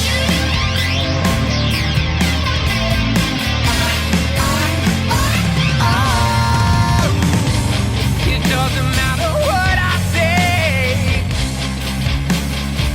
It really doesn't. No matter what I say, after dark. It doesn't matter what I say. Secret homicides arranged in a series of pursuits. No matter what I say, shades in the sky, murder forever after. It doesn't matter what I say. Rude and fatal, lacking the hint of conscience. No matter what I say, after dark.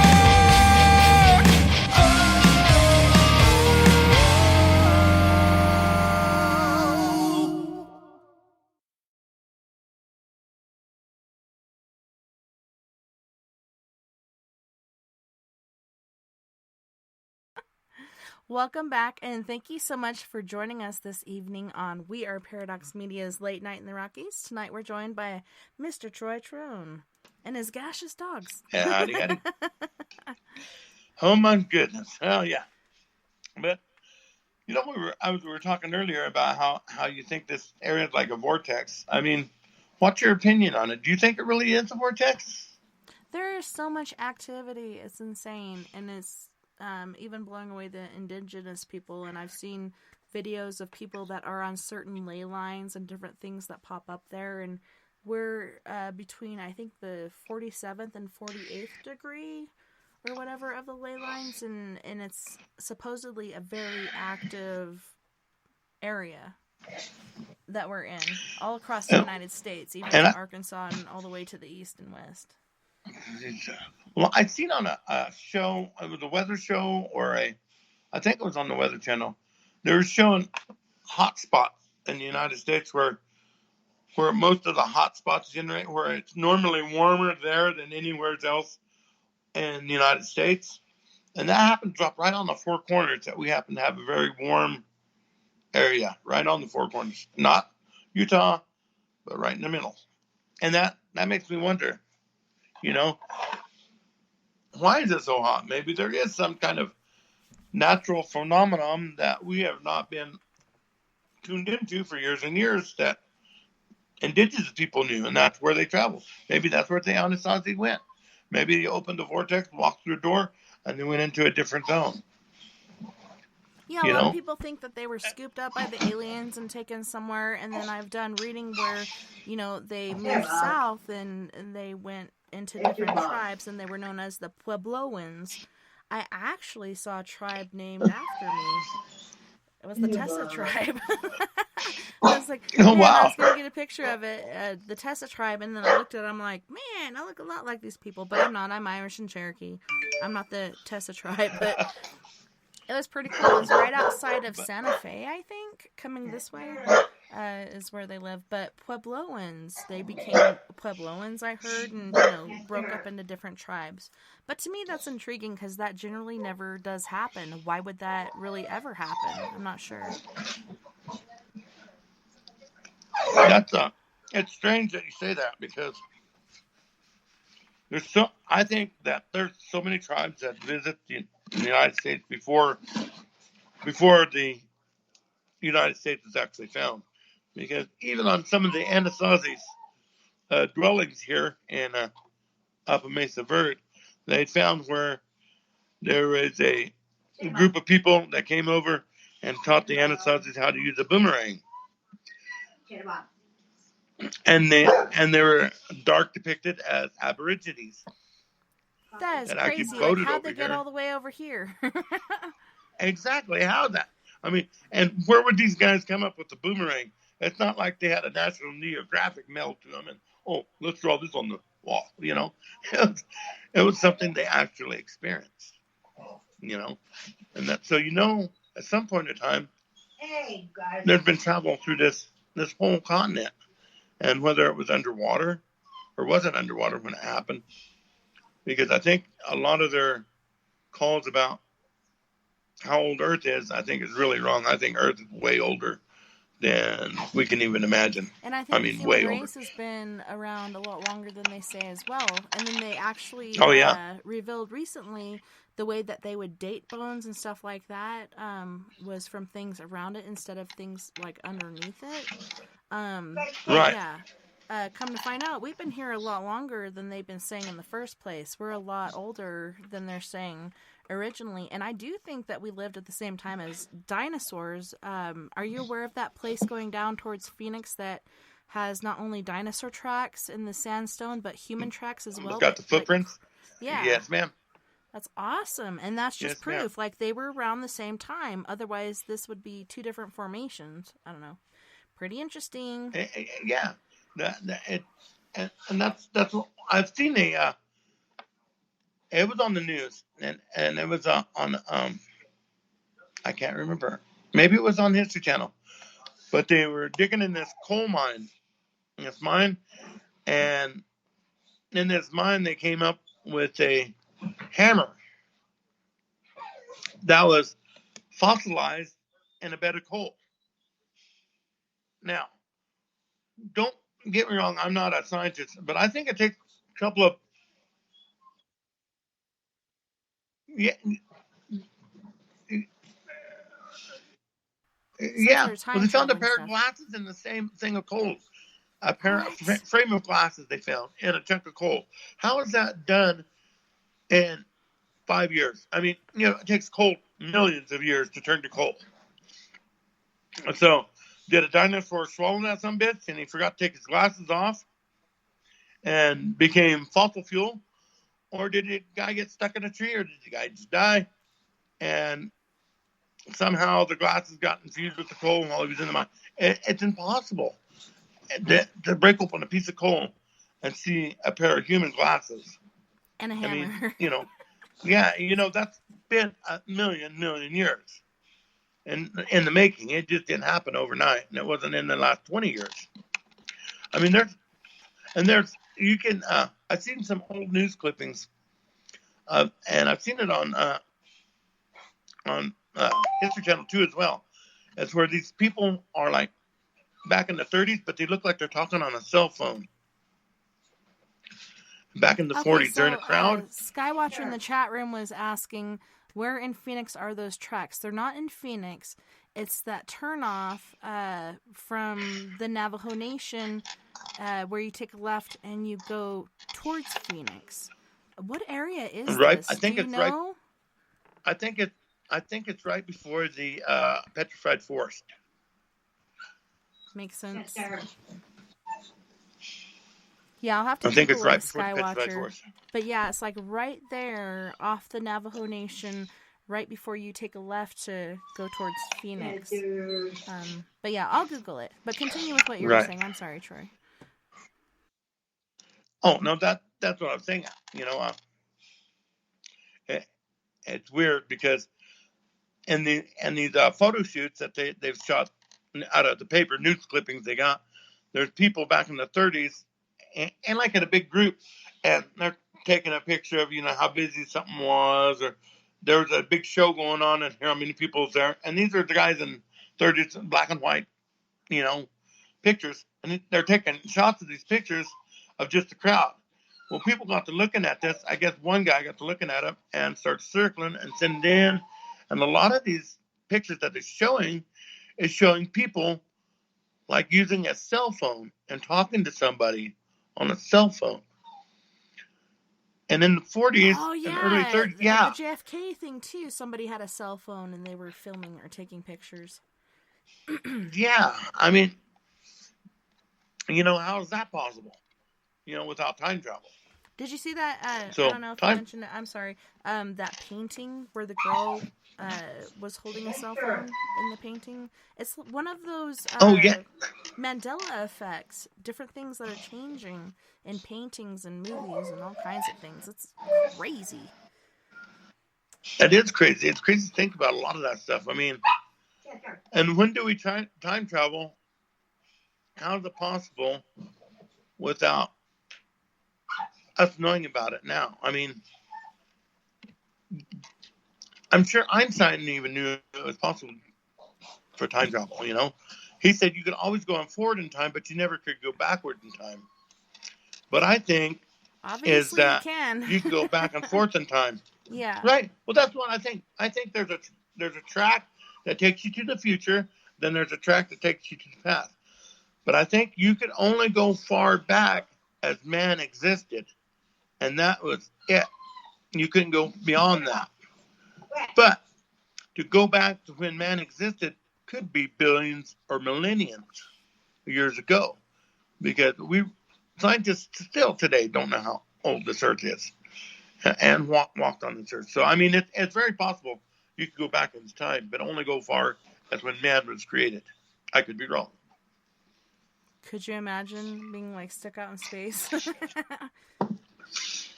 Well, it's funny. It's showing all kinds of different places where these tracks are. I'll have to narrow it down to in Arizona. Is it Arizona or is it still Colorado? No, I think it's Arizona. No, it's Arizona. Okay. Yeah, because you got to go through Cayenne. Yes. And Cayenne is in Arizona. Arizona.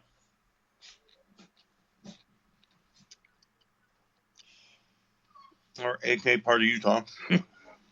Right.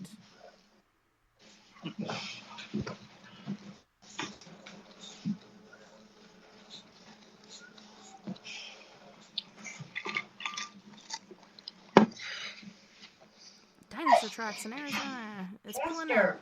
Oh, allow. Trying to jump on crack. It's taking me to maps. So it's on the Navajo Highway.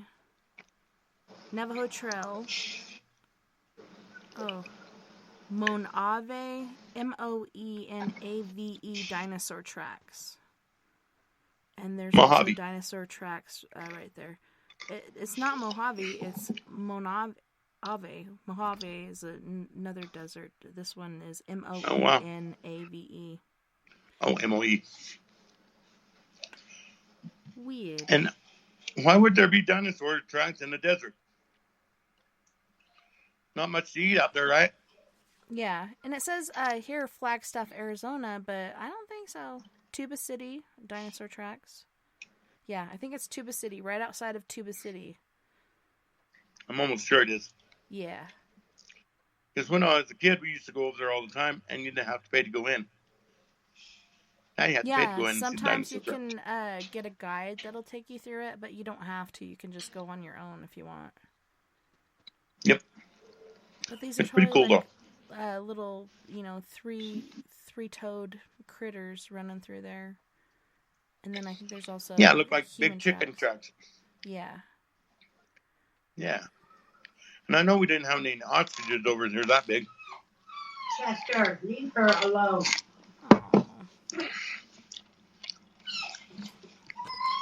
All right, so we have about, let's see, 43 minutes left of the show. So is there anything else that we have not talked about this evening that you would like to touch on before we run out of time? Hmm? Oh, me? Yeah, you.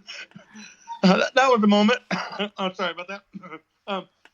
No, I've pretty much covered everything, except for, my family's view on things are different.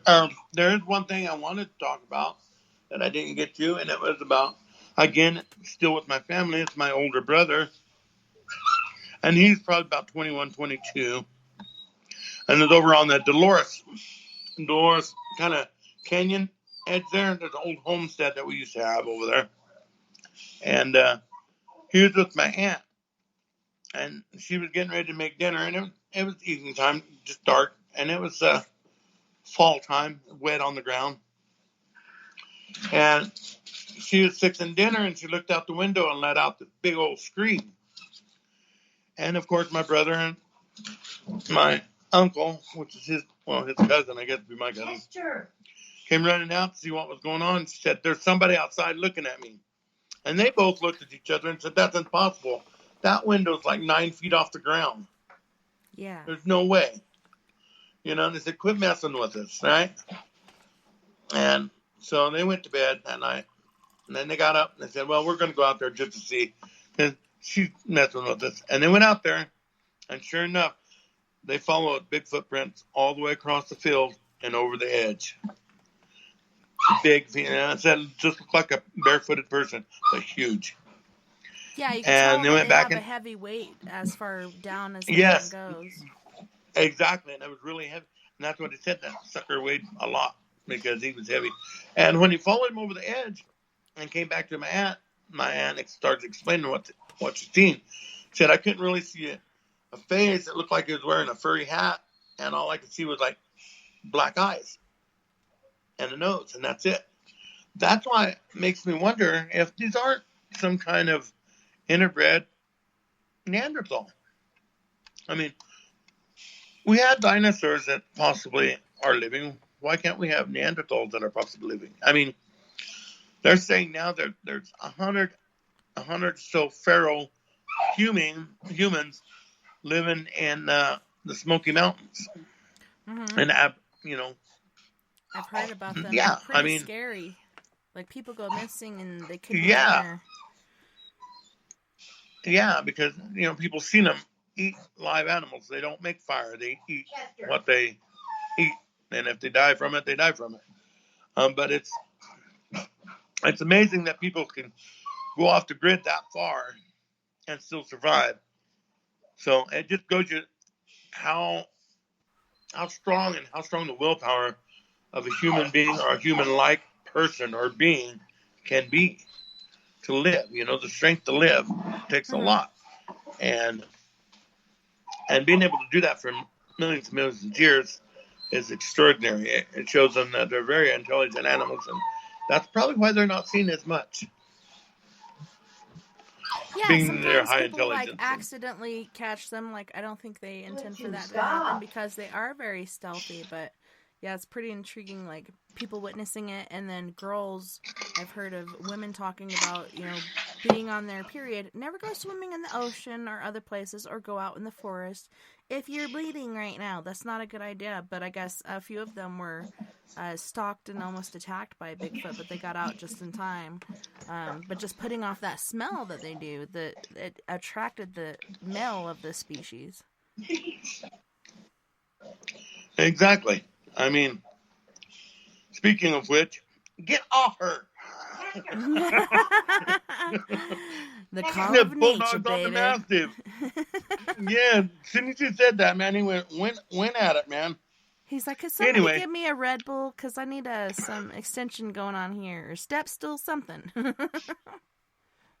Exactly. Weirdo dog. Now he's just humping air. You're okay, dog. Oh, God, put it back in the pocket, buddy. Anyway. Yes, a Skywatcher was saying dinosaur tracks are there because most of Arizona, it says, wasn't underwater, but I think it was up to a certain extent. Like there's places here in Colorado where you could see the water line of where the water used to be. This whole place used to be underwater. Yeah, out towards Duff Creek, you can go out in those bean fields in Duff Creek, and I can show you where you can go out there and like where they didn't plow the bean field, they left a little patch in the middle of it. You can go over to those little patches, take a shovel and dig up, and you'll find snail shells or clam shells. Petrified. Yeah, I found those in Cortez too, in the dirt. Yeah, so there had to be water there in order for them to survive. Mm-hmm. And like this whole area, especially Monument Valley. Look at Monument Valley. You can tell that is all water. And if you don't believe me, go look at Navajo when it gets really low. Mm-hmm. You can see and the look water at some line. of the rock formations, and it's identical. And it's amazing that this place is so much underwater. Mm-hmm. and you can dig up, like up in Bayfield, like up there by Bayfield, we were putting in some Tamaqua going up towards Vallecito. We dug into the side of this cliff, and boom, petrified fish came out of it, Yeah, and it's this little amazing. rock. Yeah. I used to have all kinds of those seashell fossil impressions, but the dirt or stone or sandstone or whatever that it was in would break up pretty quickly after you took it out of its environment. I wish I would have had some sort of cool like glass case or something, but if you go out to Totten Lake, you can find all kinds of them. That's where I found mine, up not in the water, but up on the shelves around the sides. Up on the is where you can find them. It's pretty interesting. And it, most definitely. But that's why I say that's why I think this Earth is really much older. I mean, they're now even deciding that the pyramids are like, instead of 10,000 years old and 30,000 years old, they could be up to 100,000 years old now. I mean, it just. And they're still trying to figure out how they did it. They're like, even with the technology today, we could not do what they did back then. How the hell did they do that? They had technology. They had like laser cutting or water cutting tools that they could make certain cuts and angles and all kinds of stuff. They did. They did. Exactly. And I think a lot of it was they knew how to levitate stuff. Just like in England. You got that. Whatchamacallit? Now I can't even think. I lost the words for it. Well, here in Florida, we got the Coral Castle. Stonehenge. Yeah. Yeah, and that was done. Now, that was done by a guy that said he knew the Egyptians' technique, the secret. He knew the secret. That's how he moved the stones. Now, I've seen a documentary and watched a documentary on him. And that's how his ledger that he kept, he unveiled that he found out about, the secret. The guy that Ed, what was his name? Ed something. He's the one that built the Coral Castle, the whole thing in Scotland and over there in England or wherever the Stonehenge is. Like there's several different Stonehenges that they're still uncovering today, and those were done by ancient people. Easter Island. But it was Ed Leedskalnin that did the Coral Castle in Florida. And then he actually moved it and rebuilt it again, all by himself. Because he went and taught himself this old, like, ancient Egyptian way of doing things. I don't know. It's pretty interesting. Right. Anti-gravity. He had a couple of sticks. I know. I seen a picture of, him like, working around. He wasn't doing the object. But he took a picture of him just in this area looking at a stone. And behind him, there was this triangle wooden shaped thing with a black box on it. And mysteriously, I don't know what that would be doing there unless he was using some kind of levitation device. As per se, maybe there is a magnetic pull, just like when you get two magnets and you put them together, the force pulls them apart, right? Well, maybe that's how he was doing with polar reversal and And I moving think and it also levitating had those to rocks do with the and moon. stacking them up that way. How you have the tides and stuff. I think you have to be Right, in a certain exactly. stage of the moon in order for this stuff to work, because there's a certain pull going on that helps this whole anti-gravity Right. tripod thing you got going on there. Right. But when he got sick, like, he Well, hid that a makes lot of sense that because stuff away, and people went and stole a lot of stuff. But the key components that he did use were hidden. Nobody ever found them. So the secret is still there. I think if somebody went and looked at all that ancient Egyptian stuff, they could figure it out. I don't know. right. And I mean, you know, they know now that there are definitely some kind of a laboratory or a librarian underneath the Sphinx now. They figured that out. They have x-rays of it and sonar, whatever. Yeah, I did Pictures. see a It's under the post Sphinx, where they guaranteed. said, oh, they finally discovered what is hidden under the Sphinx, and then there was nothing else ever posted again. I was like, Yeah, okay, I know. so what happened? Well, you remember Tesla, right? Mm-hmm. He is The one guy of my that heroes. invented. Yeah. He's on my Yeah, he. wall back here. That's my boo. Yeah, he's one. Yeah, I love him because he was so smart and he had the right theory, and they took it away from him. We could have free electricity for life with him, you know, and they just wouldn't do it. They wanted to keep that grubby hands full of the money. But he even, I think, predicted, or maybe that was Edgar Allan Poe. One of them predicted that we would find a place underneath the Sphinx many years ago. You know, Ed published this, and I can't think of the guy. Maybe it wasn't Tesla. Who did the X-rays? Could actually read people and give them an outlook, a doctor's view. Was that Edgar Allan Poe? Could be Einstein. No, it wasn't Einstein. Edgar Allan Poe was like more of a poet and a story writer, and then I think somebody drugged him when he died finally. I think somebody drugged him because all kinds of crazy shit happened all at once, and I think something really bad happened there. But yeah, it must be Tesla because he did so many different things. I remember he said he had some help from the outside. He had visions, and you know, visions he used came to to him, regularly communicate with aliens. Those damn aliens. Yes, exactly. You know, and that makes me think that they were probably trying to teach him how to actually get to where they needed to go without traveling billions and billions of years, but a matter of seconds. Of space and time, where there's those little divots in the space like diaphragm, and it's like blink. Yeah, and Einstein firmly believes that can exist, which they call a wormhole, you know, folding time. They call it a wormhole, which is very, very possible. I think that happens in our lives that we don't know. Have you ever set something down? Okay, go ahead. Go ahead. No, go ahead. Have you ever set something down knowing it was there? Nobody in the room, knowing that you set it there, walked away, came back, and it was gone. Yes, then those are you got up to go look for it somewhere, and then you come back, and it's there. Yeah. Yes. They're about 12 inches high, and they'll take your shit. If you ask nicely, instead of having to do all that looking around and searching everywhere, and I know this is where I put it, but it's not there, so where the fuck did I put it? If you ask nicely, could you please bring back my keys, or your lighter, or your cigarettes, whatever you put down that went missing, and generally, if you go to the other room and come back, it'll be right there where you put it in the first place, but they'll let you go through all that turmoil and desperation and fits of rage and fury. and what do you think those little takers do? I think they have a little zipper in time. They unzip it, take your stuff, zip it back up, and watch you run around for a while and laugh at you. And then when they're done with it, they unzip it, put it back, and zip the whole back up, and they're back in their domain. How you wash your socks and you put them in the dryer, and then all of a sudden, one or two or maybe even three of your socks disappear.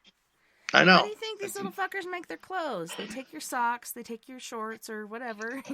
I don't know if the sock is like hiding against the side. Oh no, you're not taking me out tonight. I don't know.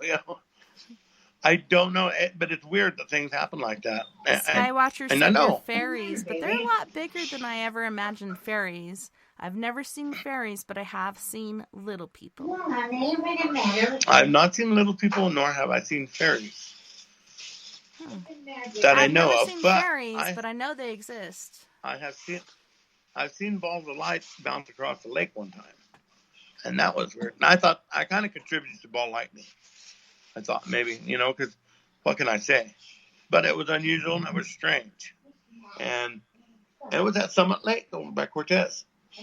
And at night, and I just seen Summit three is little a lights. really freaky place. Summit is, ain't it? Yeah, there's something going on there. I don't know what it is, but I was sitting there fishing one day in Summit, and out of the blue comes this huge eagle. And I'm like, oh, what a beautiful eagle. Next thing I know, I get a fish. Woo! That beautiful eagle came down, grabbed my fish, and took off with it. How often does that happen? That's what I'm saying. Now, that's a taker. I don't know. It was really awesome. We actually went to the portion of McPhee okay, so right when you're driving into Dolores, to the left, there's a gas station that's always been there. If you take the left there, the very first boat ramp you go to, if you go there during a certain time of winter, I think it's right before spring, when the water's really, really low, there's tons of eagles all over the place. It's a pretty awesome sight. And it's a beautiful sight. God. Yeah, I'll tell you a story. When I was young, before McPhee was built. They covered so many places with McPhee. It's kind of creepy. Yeah, they did. It is creepy because I remember as a kid seeing all those places.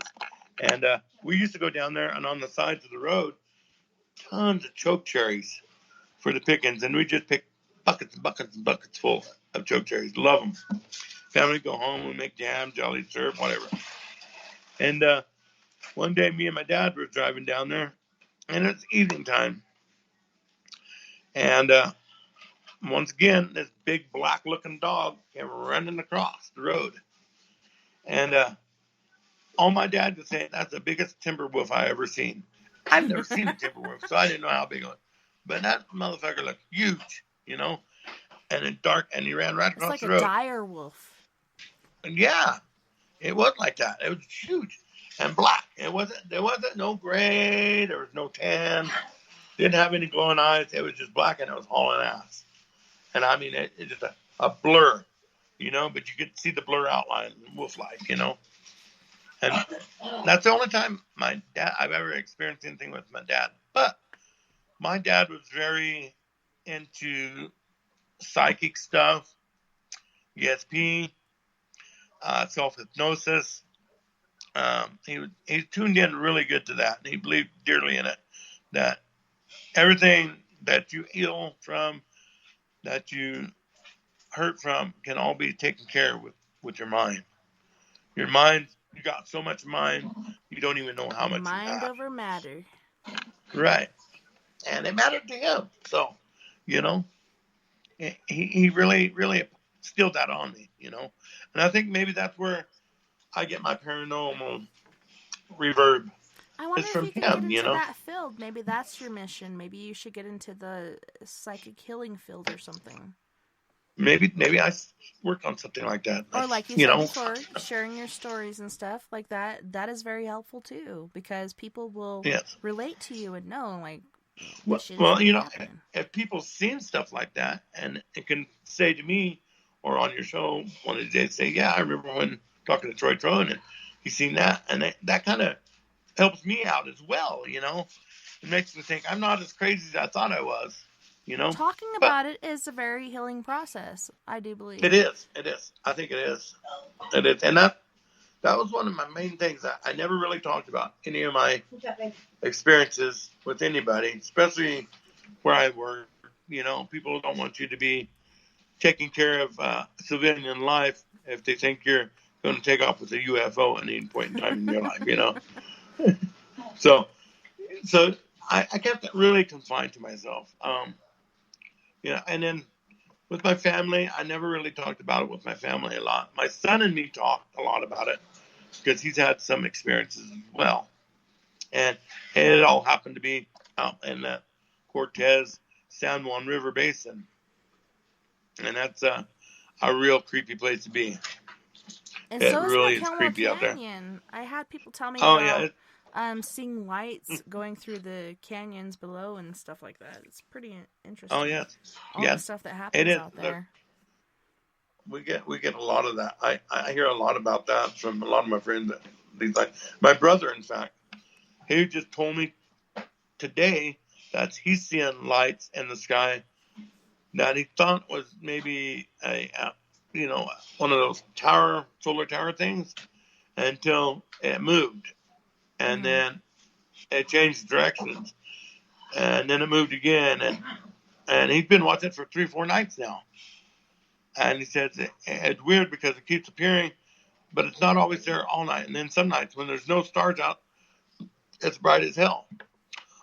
Myself, I keep thinking maybe he's looking at the space station. Or Venus. You know? But it doesn't change Venus, direction. It stays in orbit it doesn't at change. A certain place. Right. Yeah. And he says it moves in different directions. It'll move one way, then it'll move back to that direction. So it's got to be some kind of mobile something or other. Well, and there are explanations. Like, there was this one time I got out of my truck and, the sun had just gone below the horizon. And so the stars were starting to brighten up, and I saw this thing going across the sky, but it just kept going. Same direction, same pace. That was a satellite that I was able to see because the sun was refracting off of it. But there are UFOs out there. You can tell the difference because of, you said, the movement and all the other stuff going on. Oh, yeah. Well, in 2014, I was coming home one night. I worked late, and I was coming home, and I was on the going towards the dump in Cortez. I lived out that way, and I looked to my left up there on Mesa Verde there, and there was like a bright diamond-shaped, just glowing, brilliant, bright light. And I thought, well, that's a low-flying plane because the airport was just adjacent from me. So I was sitting there watching it. Out by County Road pretty soon it, and it took off. It just zoomed. And I thought, okay, maybe it's just somebody with a drone or something playing games with me. Well, I went back to work the next day, and there's customers coming in. Hey, did you see those strange lights over Mesa Verde the other night? Yeah, I sit there and watch them. They go, they're really weird. They were thrown off different colors. But to me, what I seen, they weren't thrown off different colors. It was just a clear white light. But where they were looking from, they were thrown off different colored lights, which is really weird. Was I facing the exhaust? Was I not facing it? I mean, so was it two different ships we were seeing, or was it the same one? That I do not know. Well, it's really intriguing, and it was funny. So I was working out at my friend Mia's place, taking care of CBD hemp. We planted it, we weeded it, then we produced it into little, bundles of joy.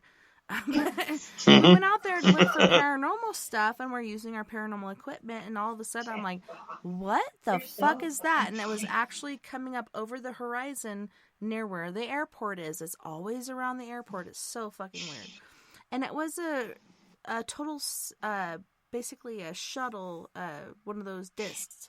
And it had the lights going along the side of it, and it stayed at an angle like this, like a, rightward angle. Yeah. And I took pictures of it. I tried to take a video, but my video for some reason wouldn't pick it up. But I got lots of pictures of it getting closer and closer and closer until it was above us, and then we couldn't see it anymore. I was just waiting like any minute for it to beam me up, Scotty, but it never did.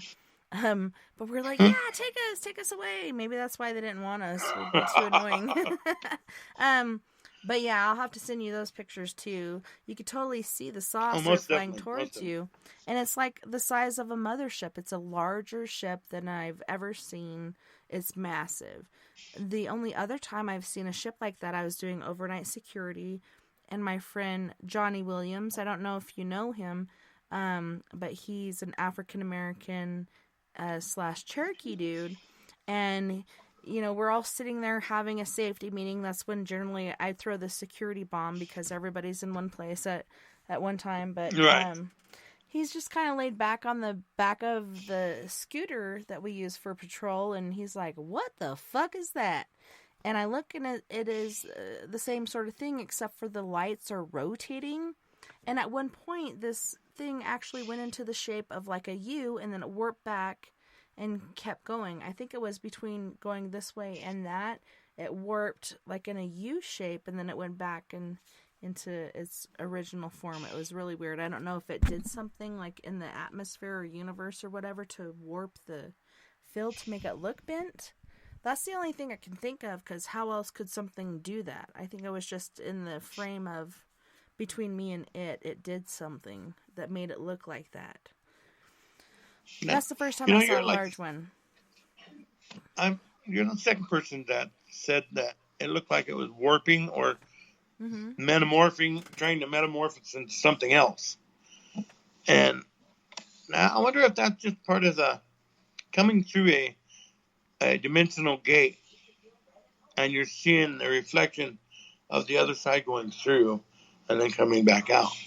Yeah, it's weird. I'm just wondering. The space and time between me and it was bent somehow, and so it made it look like a U. So it made it look like you, but all actuality, it just looked like that, but wasn't like that, and yeah. Who knows, who knows? I mean,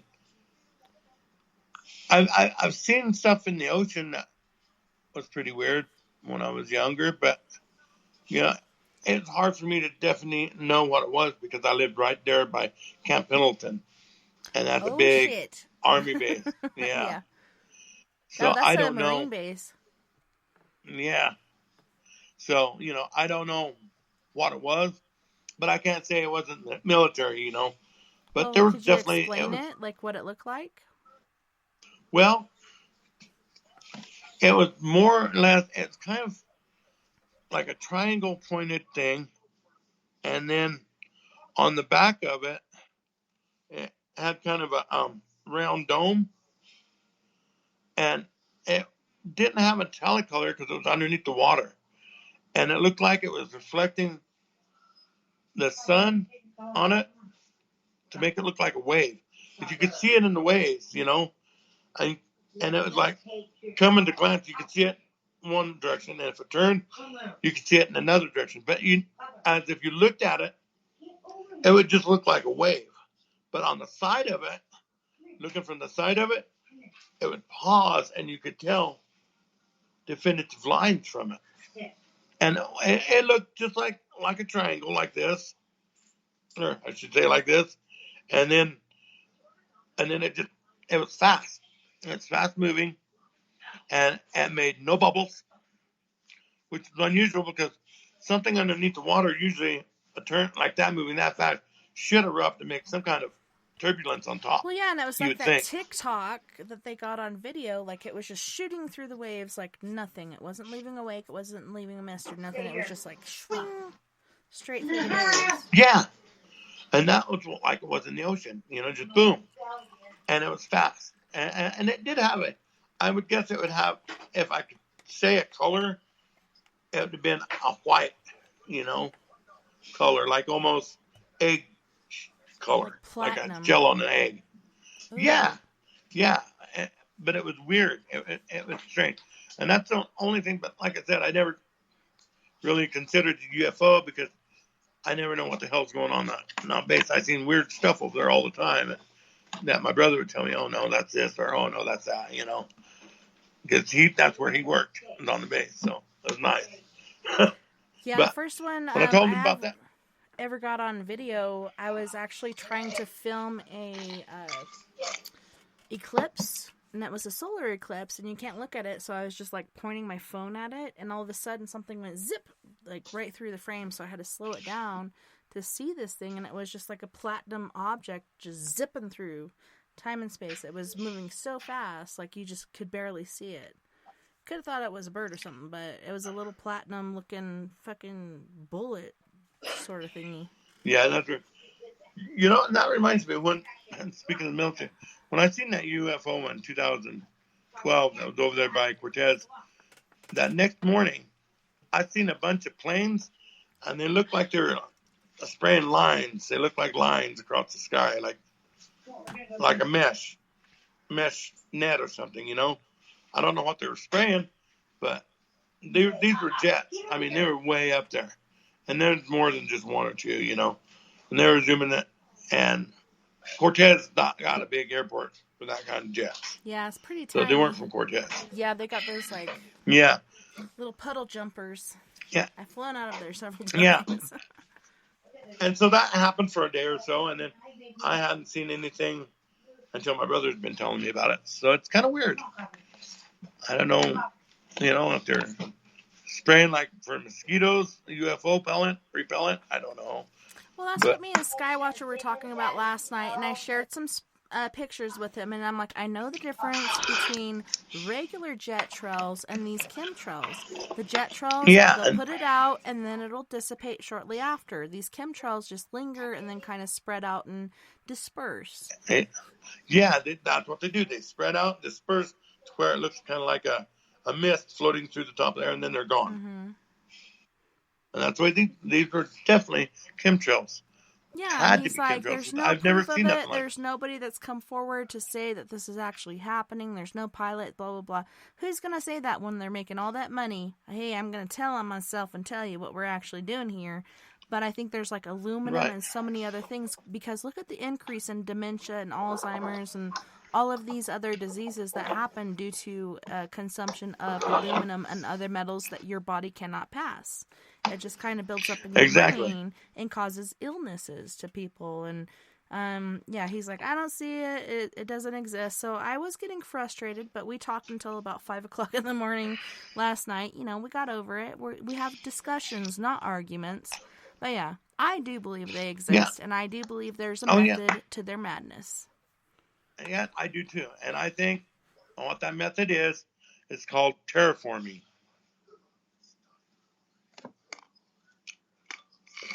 Well, yeah, and it's just like all this shit that's happening now. COVID-19, all these natural disasters, so on and so forth. It's because we have overpopulated the Earth. We've exceeded the limits on which we should have done. So Mother Earth or aliens or whoever else is in charge, you know, all the big leaguers with all their fingers in this COVID pie, taking down our numbers because we have overpopulated and we cannot exist if we overpopulate. So they have to take us back down, because otherwise how are they supposed to make money? I mean, that's very important. I mean, you look at it and you're absolutely right. You're absolutely right. Even Noah, they flooded the earth, killed everybody off, right? Population control. Meteors and dinosaurs, done by fire from the sky, killed off the population, started a new one. Have you saw all the meteors recently? It's kind of scary. I'm like, uh-oh. Are we gonna I've seen this guy who's I guess he considers him a prophet. He considers himself a prophet. And he was prophesying of this Egyptian-named asteroid that's supposed to be destroying the Earth in 2029. Ooh.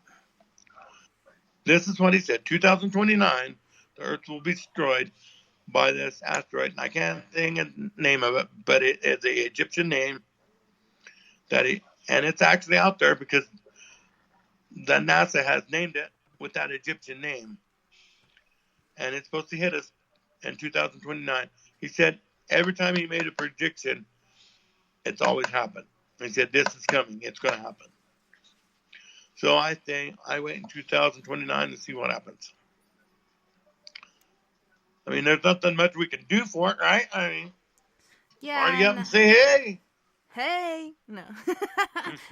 That's right. I don't want to get old and wise. You know, I don't want somebody wiping my ass and feeding me pudding. You know, if I get to that point, I want somebody to take me out to pasture.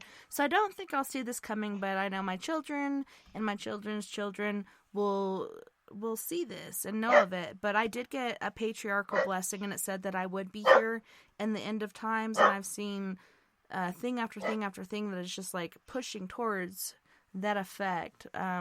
we go in and out of it, but I think, the end is nigh. It's near. It's coming for us. It's pretty That's creepy. right, my patriarchal blessing. You got one too? I'm, yep, I got one too. I was also sealed and married in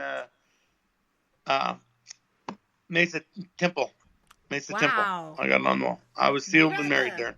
Yeah. I know you didn't know. So what did yours say? Did yours say that you would be here for the end times too, or what? Yep. Yes. Oh my gosh. So that's scary, huh? Interesting. Yeah. And so, I mean, me and my wife both got the patriarch blessing and sealed. And I got my marriage certificate up there from the temple. You know her secret name that you have to whisper through the veil so she can get to heaven? Yes, ma'am, I sure do. I hope she remembers mine. Yeah, I don't know if we get to know that. I know the male gets to know, but I don't know if we get to know. So I don't know. It's so weird to me. I was like, seriously, you gotta whisper my name through the veil to help me get to heaven. Give me a break now. Yeah, I know, man. It's scary, huh? And I loved it. I loved going to the temple. It was really spiritual. It really was. I loved it. I love going to the temple too. I went there to do baptisms for the dead, and one of them being my mom, who was killed by a drunk driver, and so that was very special to me. But I was like expecting to have some sort of paranormal experience because I heard the story of the kid that was like, "No, we missed one. There's one more," and they're like, "No, we did all of your baptisms." He's like, "No, there's one more. I see him sitting over there every time I do a baptism. Somebody stands up and walks away, and this guy is still sitting there. There's one more," and it actually happened. I don't know. Kind of makes me emotional, but it's true. Like, shit like that happens. It is true. There's a lot of experiences you can have in that temple. And then when I went to the temple, and I went to the celestial room. Oh, I want to keep talking about this, but we are at the end of our time. Do you want to? Oh, okay.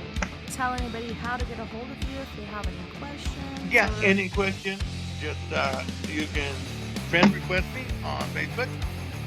And you have any questions, just let me know. I'm willing to answer any questions that are out there that I can answer. Awesome.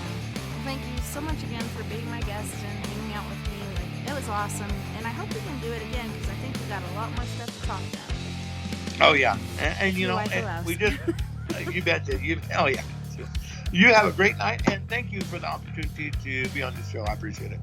Well, yeah, and don't hang up because we do have an after party afterwards. If you want to hang out for a little bit, feel free to, but you're not forced to. So, all right, you don't have to hang up right now. But I also want to thank all of our friends on We Are Paradox Media's Facebook, KPNL Radio, Twitter, Periscope, iHeartRadio, and wherever else beyond the Omniverse you've been listening tonight. Had a wonderful time. And I can't wait to do it again next weekend. We got Mr. Troy Bacon. Got 2 Troys in a row. So we got Troy Bacon, UFOs and Us. He's going to tell us about his alien experiences and what he's learned along the way. And then we got Into the Paranormal with Mr. Patrick Cross from Canada. You guys, don't forget, we are all in this together. Together, we can make the world a little better. And together, my friends, we are Paradox Media, because without you, there is no S, there is no me. Otherwise, I'd be just talking to myself and using a microphone and computer and kind of bewildered, wondering what I'm going to do next. I want to thank our sponsors. We got Mr. Roy Washington, who is our musical